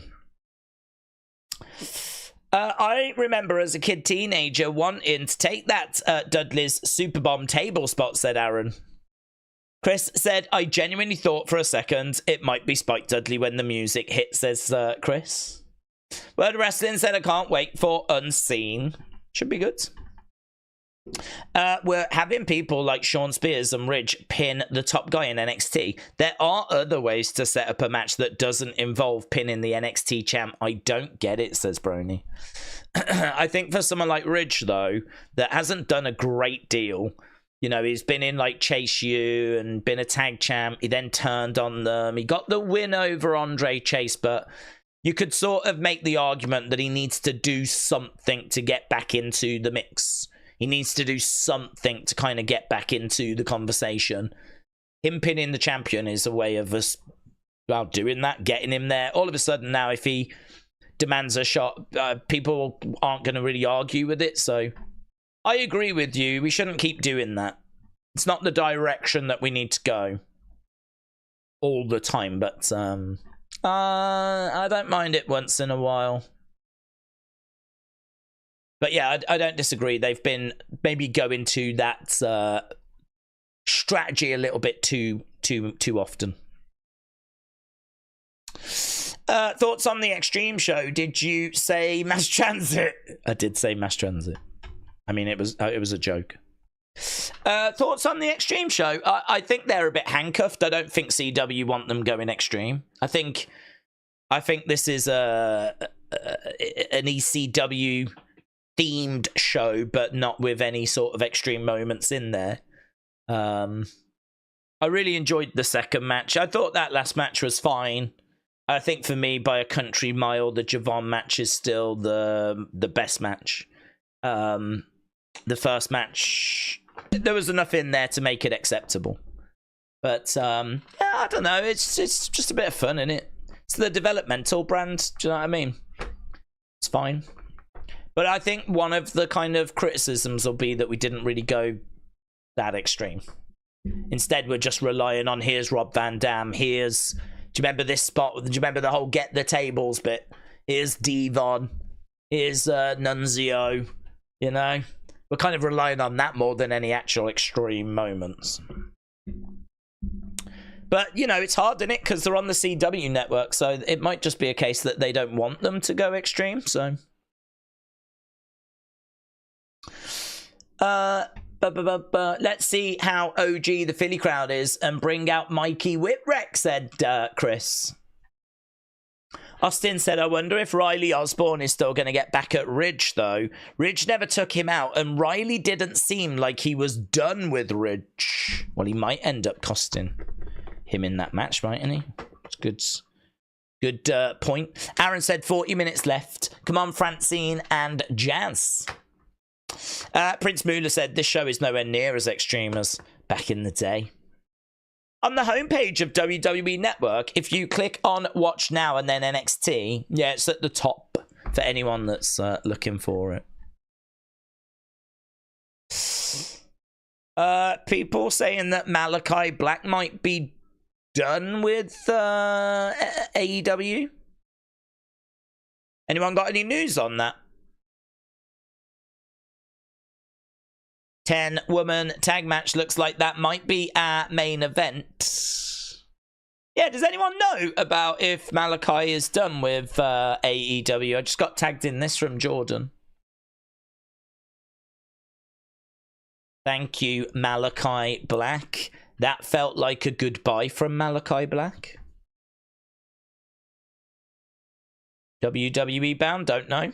Wouldn't be against it. I like Malachi Black. And he is the husband of Zelina. All right, they are going to be in the main event.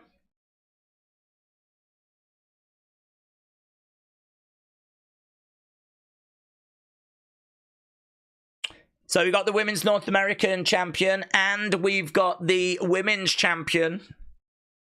Well, flipping, here we go. Look, Nunzio is coming down. And who was expecting this?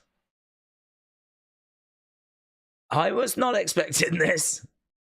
There's a guy in the crowd that's wearing a FBI t-shirt that gets some love. I can't imagine this match is going to go long. Do we know when Nunzio at last wrestled? Do we know how old Nunzio is?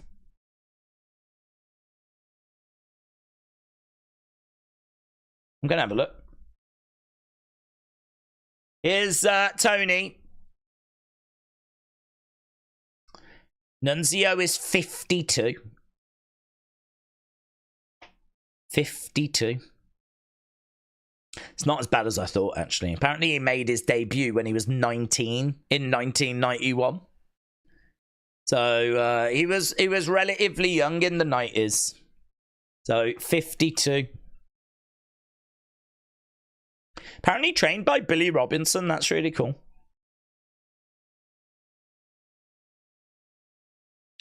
Right, they're making their way down the Riz and Stacks. I mean, he should be beating Nunzio. But it doesn't feel like there's any swerves here. It feels like this is what we're going to be getting.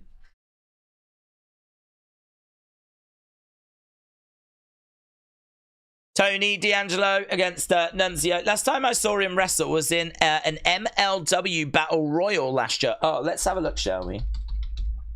Let's have a look at Cage Match and see what they're saying. Nunzio.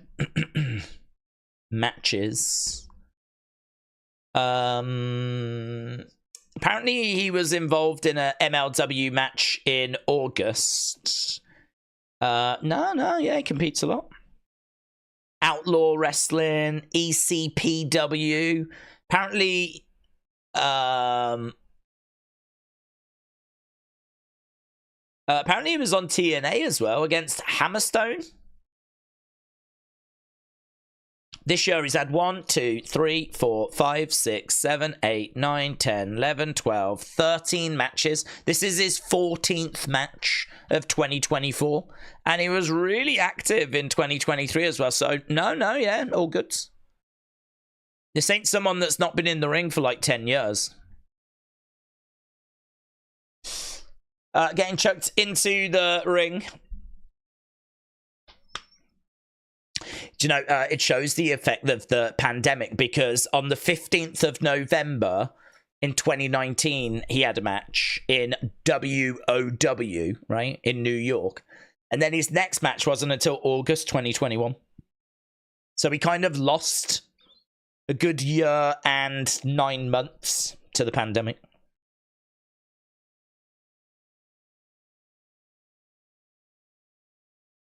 Coming over, Nunzio in the corner then with Tony. Nunzio is giving serious Gilbert vibes. Gilbert. Trenton, shout out to you, my friends. Malachi Black's contract is set to expire in early 2025. Nunzio going for the pin on Tony. Early 2025 for Malachi.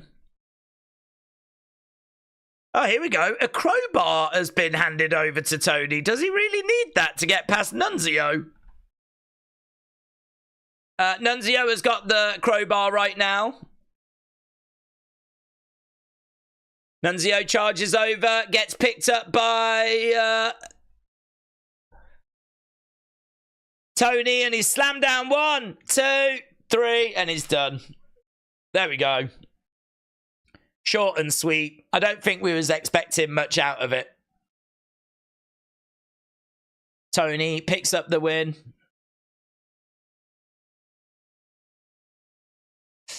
Tony, Daze, a love expert. If he says she is interested, she is interested. Come back next time to Daze for more love advice. You're welcome, my friends. Pretty fun moment there where he just blesses himself before he gets slammed down. Bit of respect being shown here. Tony puts his hand out. Nunzio shakes the hand. They embrace.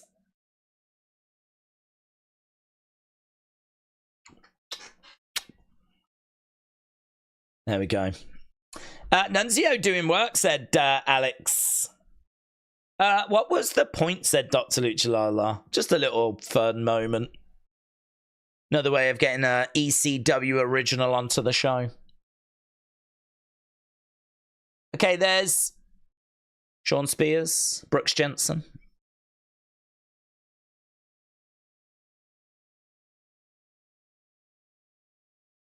Oh, Sean Spears said, are you hungry? Because I'm feeling Italian next week in Orlando. Okay, here's William Regal and Lexis King.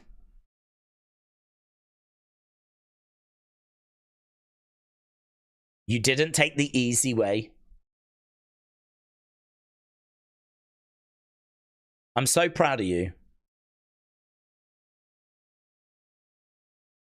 Lexis walks off.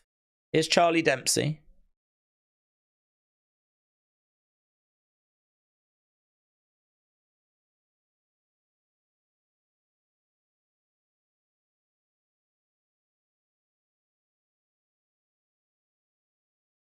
Are you your father's son, Charlie?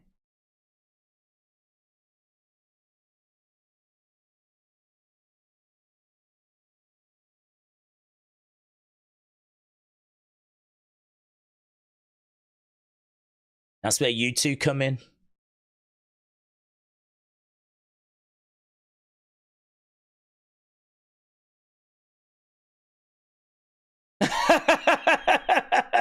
He's so father-like. So he said, like, you're really not your father's son, are you, to Lexis King? Lexis King trying to not take those shortcuts. And he turned to Charlie Dempsey and was like, are you your father's son? Charlie Dempsey was like, time will tell. But it seems like Miles Bourne, Tavian, that'd be a great tag team, man. I've got so much time for both of them. I really like them. I think that's the right call. Right. Maybe they should have been saved for an Italian PLE, said Melissa. Maybe. I think this was just short, sweet. It's fine. Done. Didn't do a great deal for me. Didn't hurt the score. Didn't improve the score. It's fine. Brony said, I'm hyped for this main event. Daze, Nunzio has wrestled more than Roman Reigns. No wonder I don't acknowledge Roman, said Mitchell. Main event coming up next, and you're right. We got half an hour left to go, and the main event is going to be this 10-woman tag, which, don't get me wrong, is dripping with some massive names in this women's division, but main event? Is it really main event worthy? What are we got? I feel like something's going to have to happen, isn't it? Well, we got breaking news. Oh my God. Reagan has retired from breaking after Olympic backlash. Oh my God. Just 3 hours ago.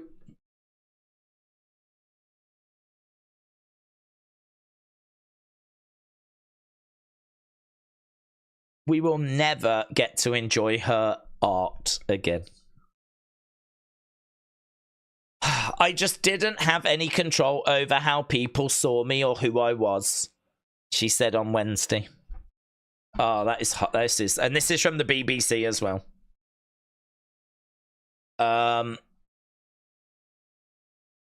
Dancing is so much fun. It makes you feel so good. I don't think people should feel beep about the way they dance. I still dance. I still break. But, you know, that's like in my living room with my partner. God, I want to see that. I want to see her and her partner breaking in their living room. Oh, God. What a gift. This will forever be the year of Reagan. I don't care that there was a flipping election. This is her year. What's this? What's this, Cal? What's this, Cal? Oh, it doesn't exist anymore. That was a minute ago. Coming to Fightful in minutes. Trenton's got some info, look. Just all the contract info. I'll retweet it. All right, well, it seems like there's something coming to Fightful in a second, so we'll keep our eyes peeled for that, thanks to Cal. In minutes, apparently. We don't even have to wait that long. In minutes. I think something's hanging. Reagan has retired as #1 in the world. Yeah, she was, wasn't she? She's gone out on top. You're right. What a legend. Legend. It's a sad day, said Real American Nightmare. This is the worst thing that has ever happened. I know. Hopefully we'll do an NXT tribute show next week. Okay. We're looking at Nikita Lyons. We know that she is going to be on the show next week. Cal said it was an update on Malachi Black. Well, I don't have anything at the moment. It has not dropped yet. But my eyes are peeled. I'm keeping my eyes on the prize. I work at a daycare, and for Halloween, one of the kids was Reagan. Really? Really, Kate? That is so good, Kate. One of the kids was dressed as Reagan. That is good. Somehow, that last match got a great rating. I think we've all had a bit of a drink. Great. 57. I think the nostalgia was real. Oh, look, there's Stevie Turner. She's got Robert Stone on her shoulders. Come on, Rob.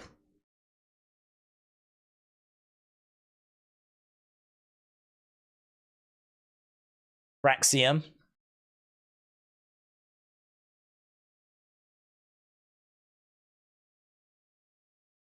I'm going to be meeting with all the tag teams next week.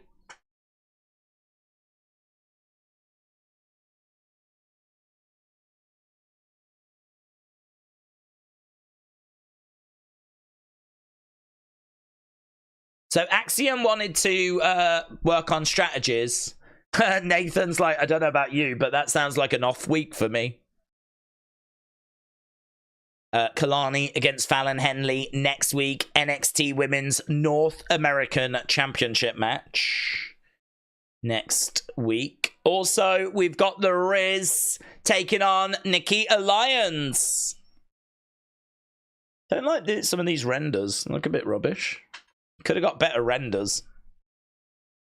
Men's and women's Iron Survivor Challenge qualifying matches. Next Tuesday. We go back to Tuesday, of course.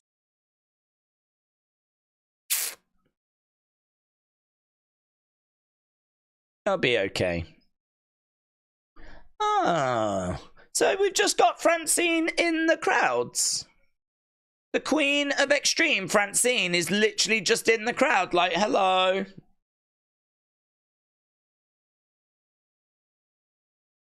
Well, that was a bit of a shame, wasn't it? Here's Fatal Influence. Perhaps she'll get involved. Perhaps she'll jump over the barricade and...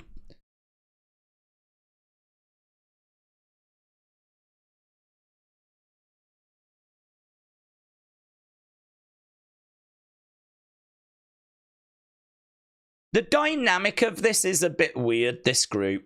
I feel like you've got two potential leaders, and then you've got Jasmine. When we had Toxic Attraction, Mandy Rose was clearly the leader.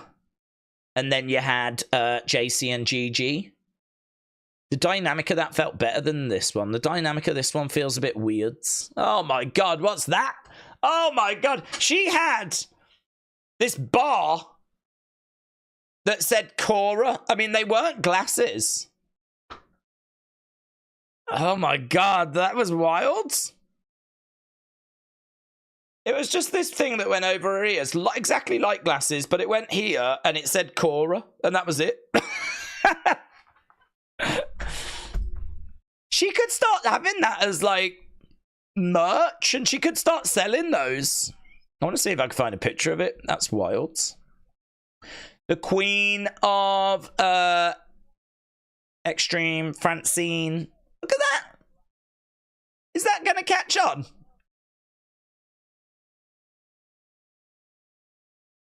Would they sell? I don't even know if they would sell. It's one of the most bonkers accessories I've ever seen.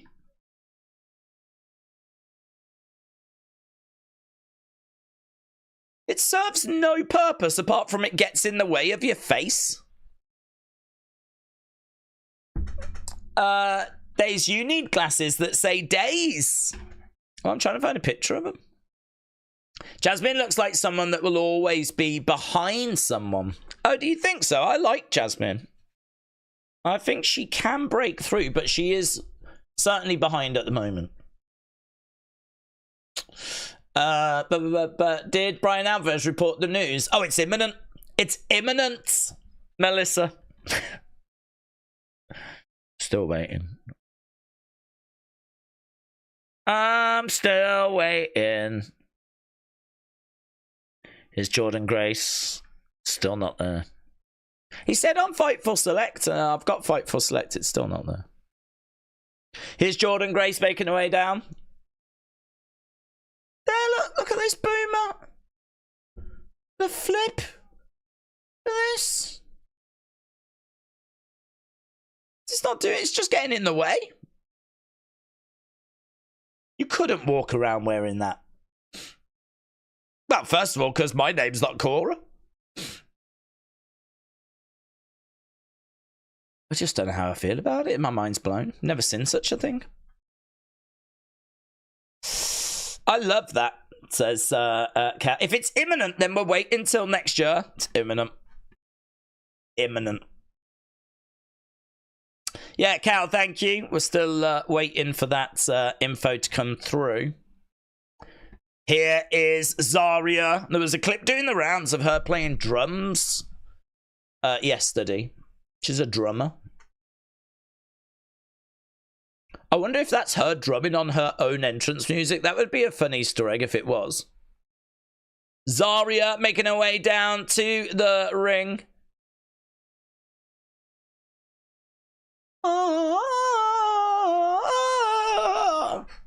Let's go. Yes.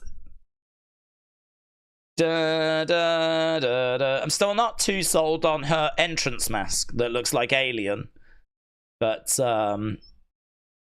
Julia making her way down to the ring. Julia is the last woman to actually get an entrance. That means she's the best. Oh, God, there's women everywhere. We've got pretty stat. This is going to be a bonkers match. Perhaps it's just going to be a big bonkers mess of a match. And that's kind of what they're thinking. We'll have this close the show for that reason. Is it imminent? Just like you looking at your emails? That's not really imminent. Oh, it's here! It's arrived! It's just dropped! It's just dropped! Okay. I can't say what it says because that's a bit moody. So I'm going to read it and then you'll just have to go off my reaction.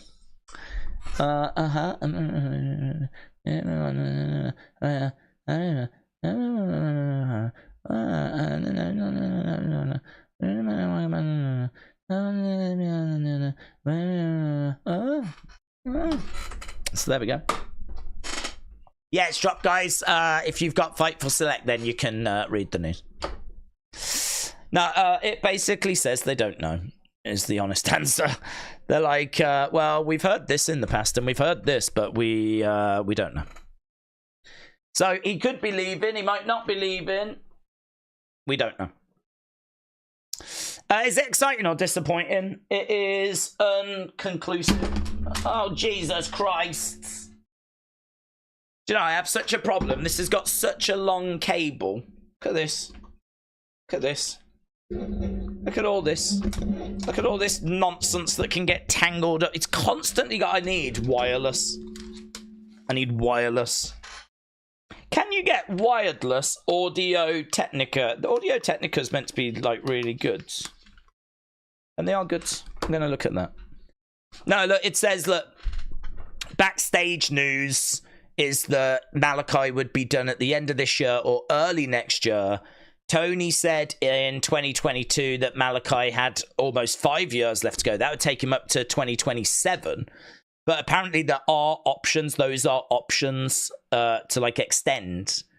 Malachi was interested in going back to WWE. We're told AEW aren't interested in letting people go out of their deals to go back, though. So, we still don't know. Is he done? We don't know. But what we do know is that AEW don't seem that interested in letting people out of their contracts to go back to WWE.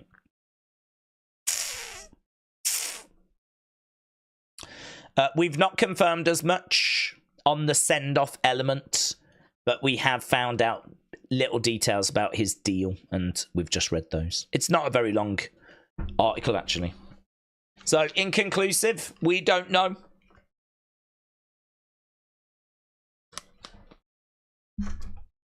And I need some wireless Audio Technica. Oh my god! These ones were like £60. The wireless ones are like 150.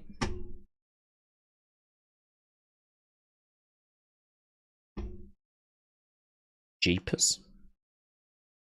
When's Black Friday? Is that soon? We got some breaking news. Breaking news.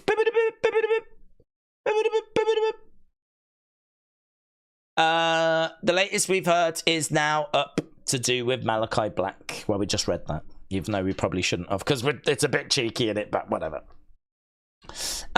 You need a GoFundMe for that, says Count. No, we're not doing that again. God only knows what country I'll end up going off to again. Nah, it's fine. I'll put it on my Christmas list. Santa can get it me. I don't know if you've noticed, but pretty much at least once a stream when I'm where these get tangled up under my chair and all over me, so... I think the end is nigh for these. But they're really good headphones. I mean, if you are after some really good headphones, then I do recommend the ATH M50X. Gets a day's guarantee. Right, we are underway with our main event of the evening. So Tony Khan is like Vince, even though he said he would be completely different. Yes. The road to Mania is going to be good. So many exciting feuds on the horizon. Cameron said, use the Estonia funds. Well, I feel like I'd be cheating people if I didn't go to Estonia at some point. So I've not ruled that out for 2025, to be honest. Plus also, the women outnumber the men. I don't know if you heard that. That's how it came up. I mean, there was really good reasons to wanting to go, to be honest, you know. So let's not make any rash decisions, shall we? Right, so, oh, lovely crossbody there by Stephanie. She's in there with Fallon. So we're now back from commercial break. We've got 14 minutes to go. Shot coming in there by Stephanie. Stephanie going down against the ropes. Forearm strike by Fallon.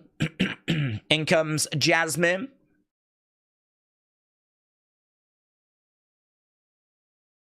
Boom.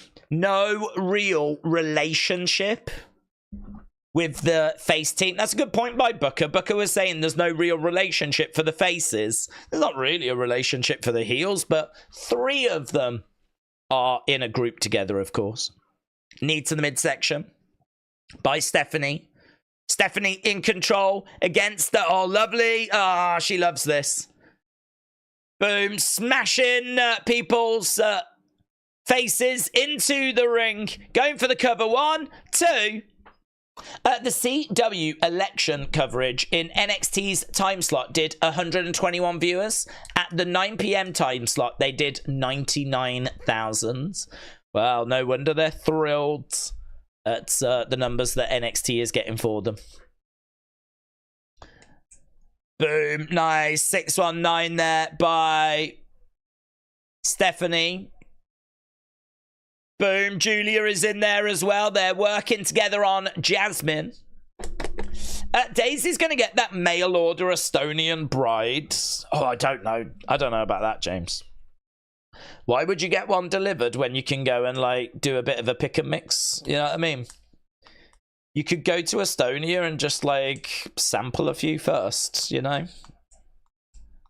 I don't know. Again, let's not make any rash decisions, shall we? Sennheiser makes really nice wireless headphones, said Kipata. Kipata, thank you, my friend. They do. You are right. Sennheiser are excellent. I have had Sennheisers, and I'd be happy to have them again. But I do enjoy... These are great. These make me feel... These are like studio headphones, and they make me feel like I know what I'm doing. And that's really important. Because I haven't got a flipping clue. So if someone can make me feel like I know what I'm doing, that's great. Roxanne is in there with Julia. Mr. Cardinal said, did you know that Carmen is Bosnian? I did not know that, no. I might go there as well, then. Uncle Rebel said, can we talk about Transformers again? Yes, the films suck. Cora in the ring, going for a 3 count. Daze wants a Buffett. Oh, I'd love a good Buffett. A Lady Buffett.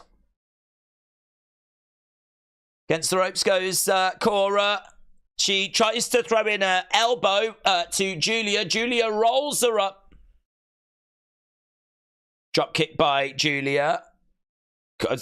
Fun little sell there by Cora. Here is Zarya. Zarya stands on the ankle of Cora. She gets picked up. Boom! Planted down. She manages to make the tag, though. Here is JC. Do you know what would have been good? If Cora wanted to tag and all of the heels were like, no, I don't want to get in there with Zarya. That would have been quite good. Like she reaches for them, they're all like a bit reluctant. Oh man, JC is screaming her head off as Zarya had her up in the air. Now we've got everyone in there as we're going to go to commercial break. Lots of shouting at each other. Push it. Oh, it's come to blows. Big brawl. Yeah. Now we got Roxanne going in the corner. We got fighting as Zarya and Jordan working together. JC and Fallon go to the outside. Julia, big boot to Roxanne. So the face is very much in control right now. Very much in control.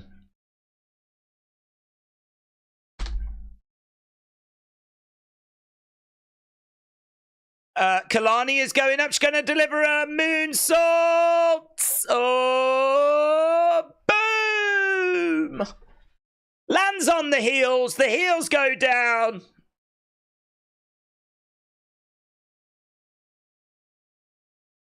Let's go, baby. Do you know what time Survivor Series War Game starts? Nah, but it's too far away. I don't think they've released that info. Probably going to be usual time, like midnight. Would be my guess. It's Spartan said, get some Poundland headphones, nice and cheap. HBK is flexing his epic women's division, said K-Dub. Do you know what? Perhaps that's what it is. Perhaps he is just doing a bit of a, oh, you like the women's division? Well, here you go. We'll put them in the main event. Plus, you do hear a lot of the time people saying, like, the women don't get enough opportunities. So, the women being in the main event, I think, will also be very well received. We are at commercial break. Kalani is still my favorite NXT girl, said Aaron. The women are on fire tonight, said Tony. Well, we got 8 minutes to go. 8 minutes to go. So once we go back, we'll be in the final run of this show, which has been fun. Sean is hitting the bonkers button again, said Nathan. War Games is going to be 3 p.m. Pacific, says Cameron. Cameron, thank you. Honestly, I would have had the women start main event in PLEs over the men. The women's division is phenomenal. The stuff they're doing with Trick isn't that exciting because there's no heels, says Brony.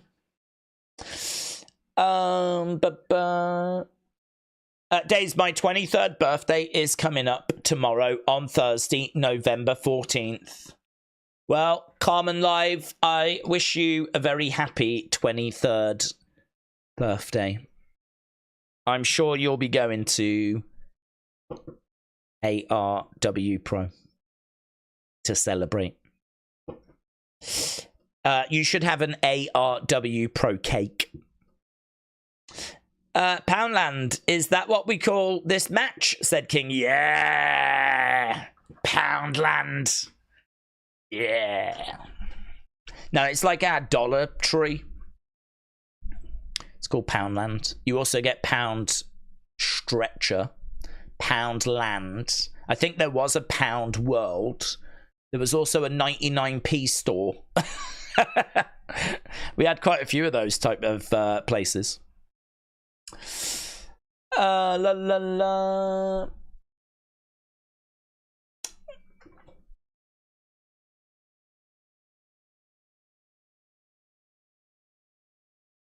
That would have been awesome.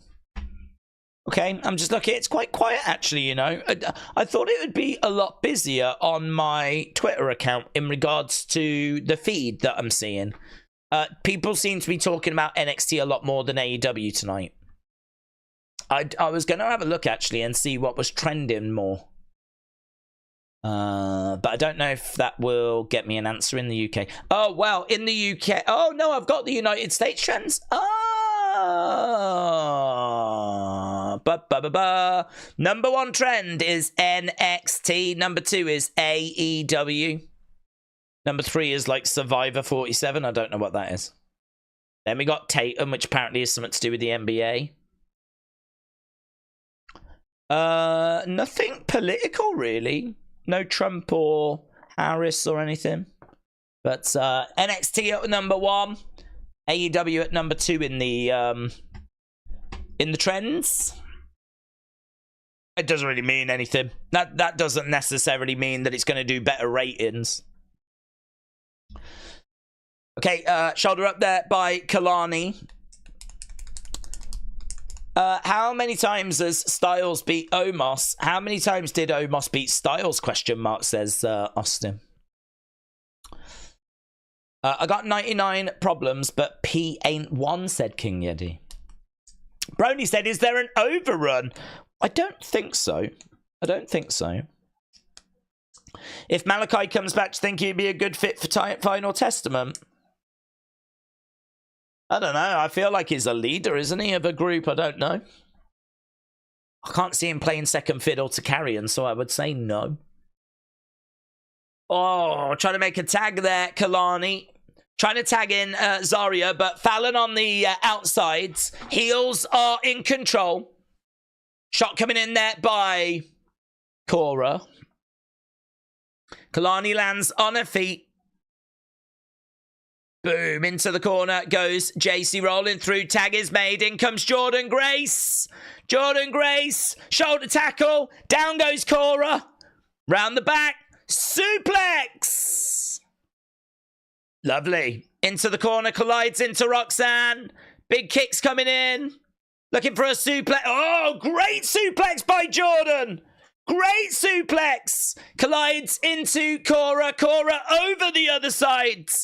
Picks her. Man, she's come in with some great energy. Oh, lovely. Vader bomb 2. Kick out. Great energy that she's just exploded into this ring with. I can't wait till she becomes a free agent. Picking her up.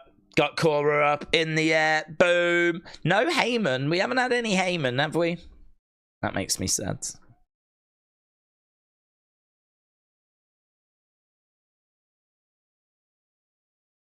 We've got news about the Trish and Lita thing. Oh, Roxanne on the shoulder of Julia. Driver. She gets planted down. Oh, net breaker by JC.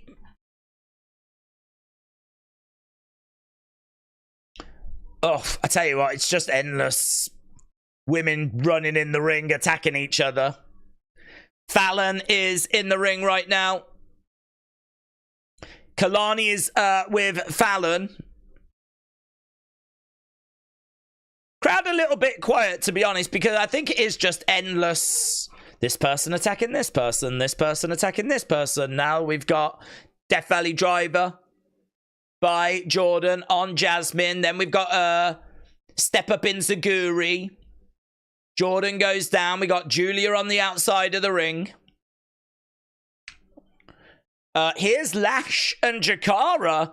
Lash and Jakara making their way down. More women. Nice drop kick to the outside by Julia. There is Stephanie. She comes down on Lash. Is that going to set up Lash and Jakara against Julia and Stephanie? We've got Cora and we've got Roxanne. Cora is going to the outsides. Roxanne goes through the rope. She lands on Zarya. Now we've got Cora up. She comes crashing down on a load of women. They topple over. Back in the ring goes Zarya. I hope Lash and Jakara still go for the women's tag title, said Aaron. On the shoulders, Zarya using Roxanne to kick Cora in the face. Roxanne kicks out at Zarya. Back elbow to... Oh, spear! Zarya accidentally spears Jordynne Grace. Roxanne moved out the way. Zarya with a spear. She doesn't look that bothered. Kick to the midsection. Pop rocks, no. No joy. On the shoulders. Zarya with Roxanne. Boom! Planted. 1, 2, 3. Zarya pins Roxanne. I love the sell by Jordynne. Love the sell by Jordynne. She's screaming out in pain. I feel like there might be a few apologies needed, though. But, yeah.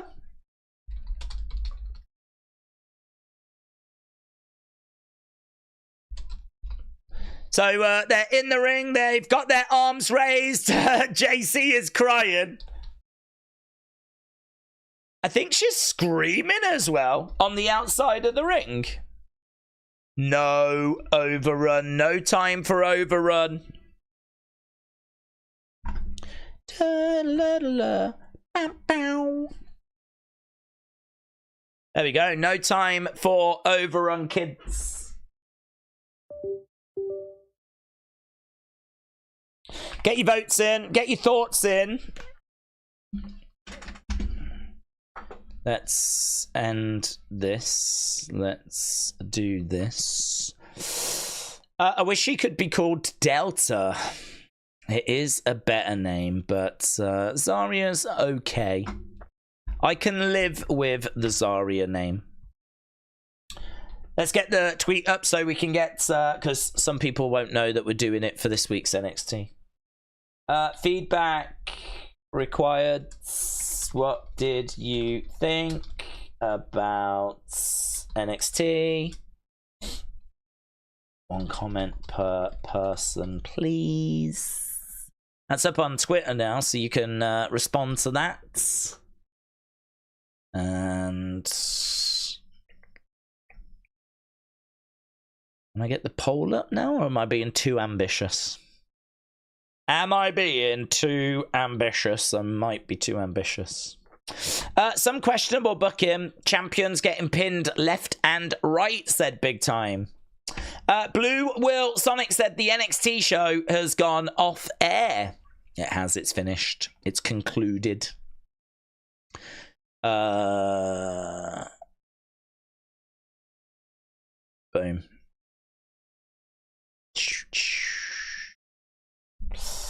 What did you score?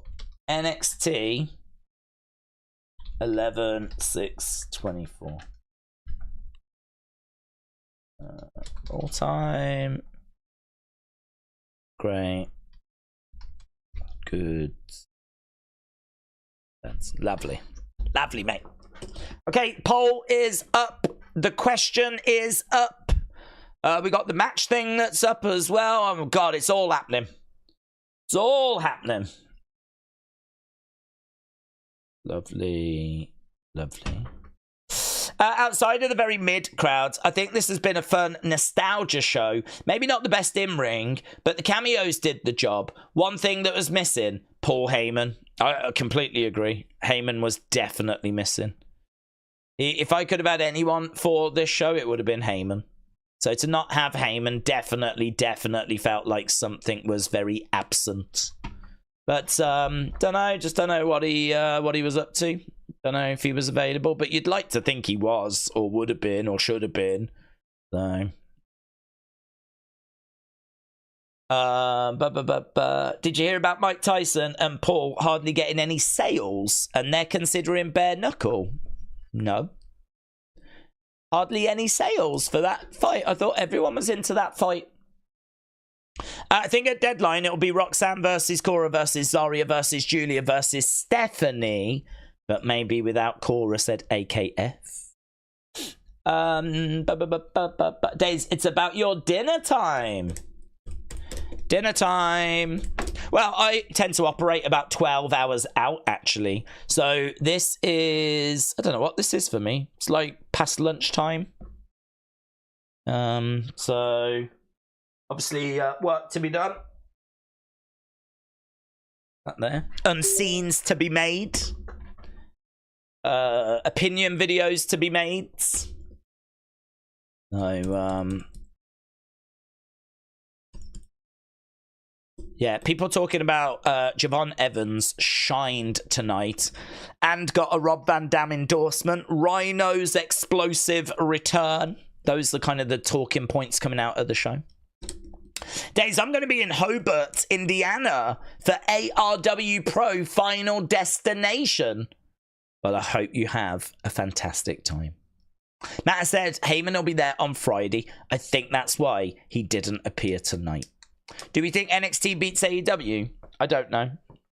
I mean, it's their normal night, so I've got to think they've got the advantage. But it's really hard to say because, I mean, the trending looks good.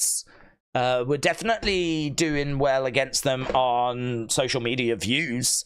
But, I mean, we know that doesn't mean anything. So, yeah, I don't know. We'll just have to wait and see. I mean, if we are behind them, then whatever. You know, this was not a usual night for NXT. I know it was ECW. I know we were at the arena. I know that they've hyped it. You'd like to think that that's going to have done some, but if it didn't, you know, we know there's disruption on moving nights. That's undeniable. So even if we do beat them, I don't think it'll be by loads because of it being on a different night. And I'm sure, I don't even know what the AEW card was, but if I'm Tony, I would have stacked this card.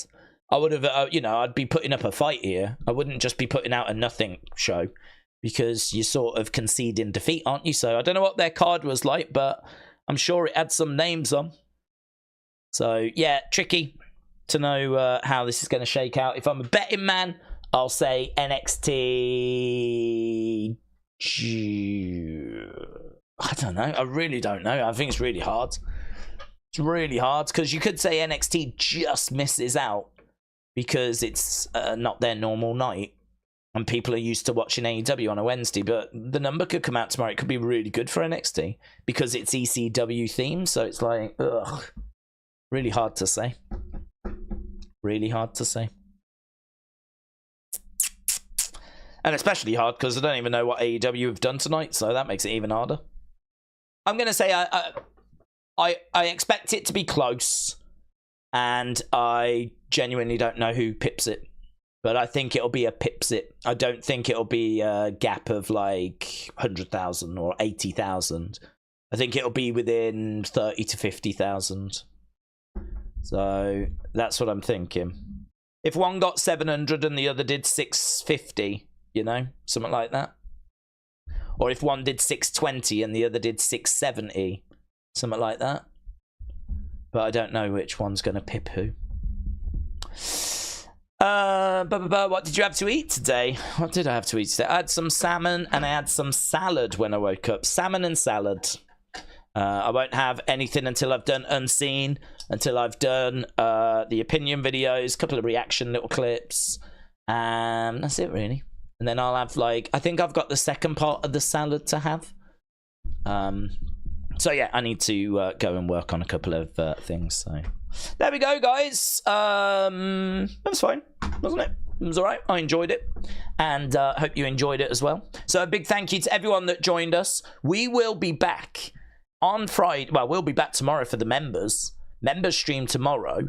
We'll be back on Friday for SmackDown, and that should be a really good show because it's live and it's got Sammy and Jay and Jimmy and Roman. Big segment on that. And of course the fallout from Crown Jewel, and of course we're on the road to Survivor Series. So really looking forward to that. So I appreciate everyone joining us tonight. We will be back on Friday, back tomorrow for the members, and have a great evening wherever you are. Thanks for watching. Bye for now.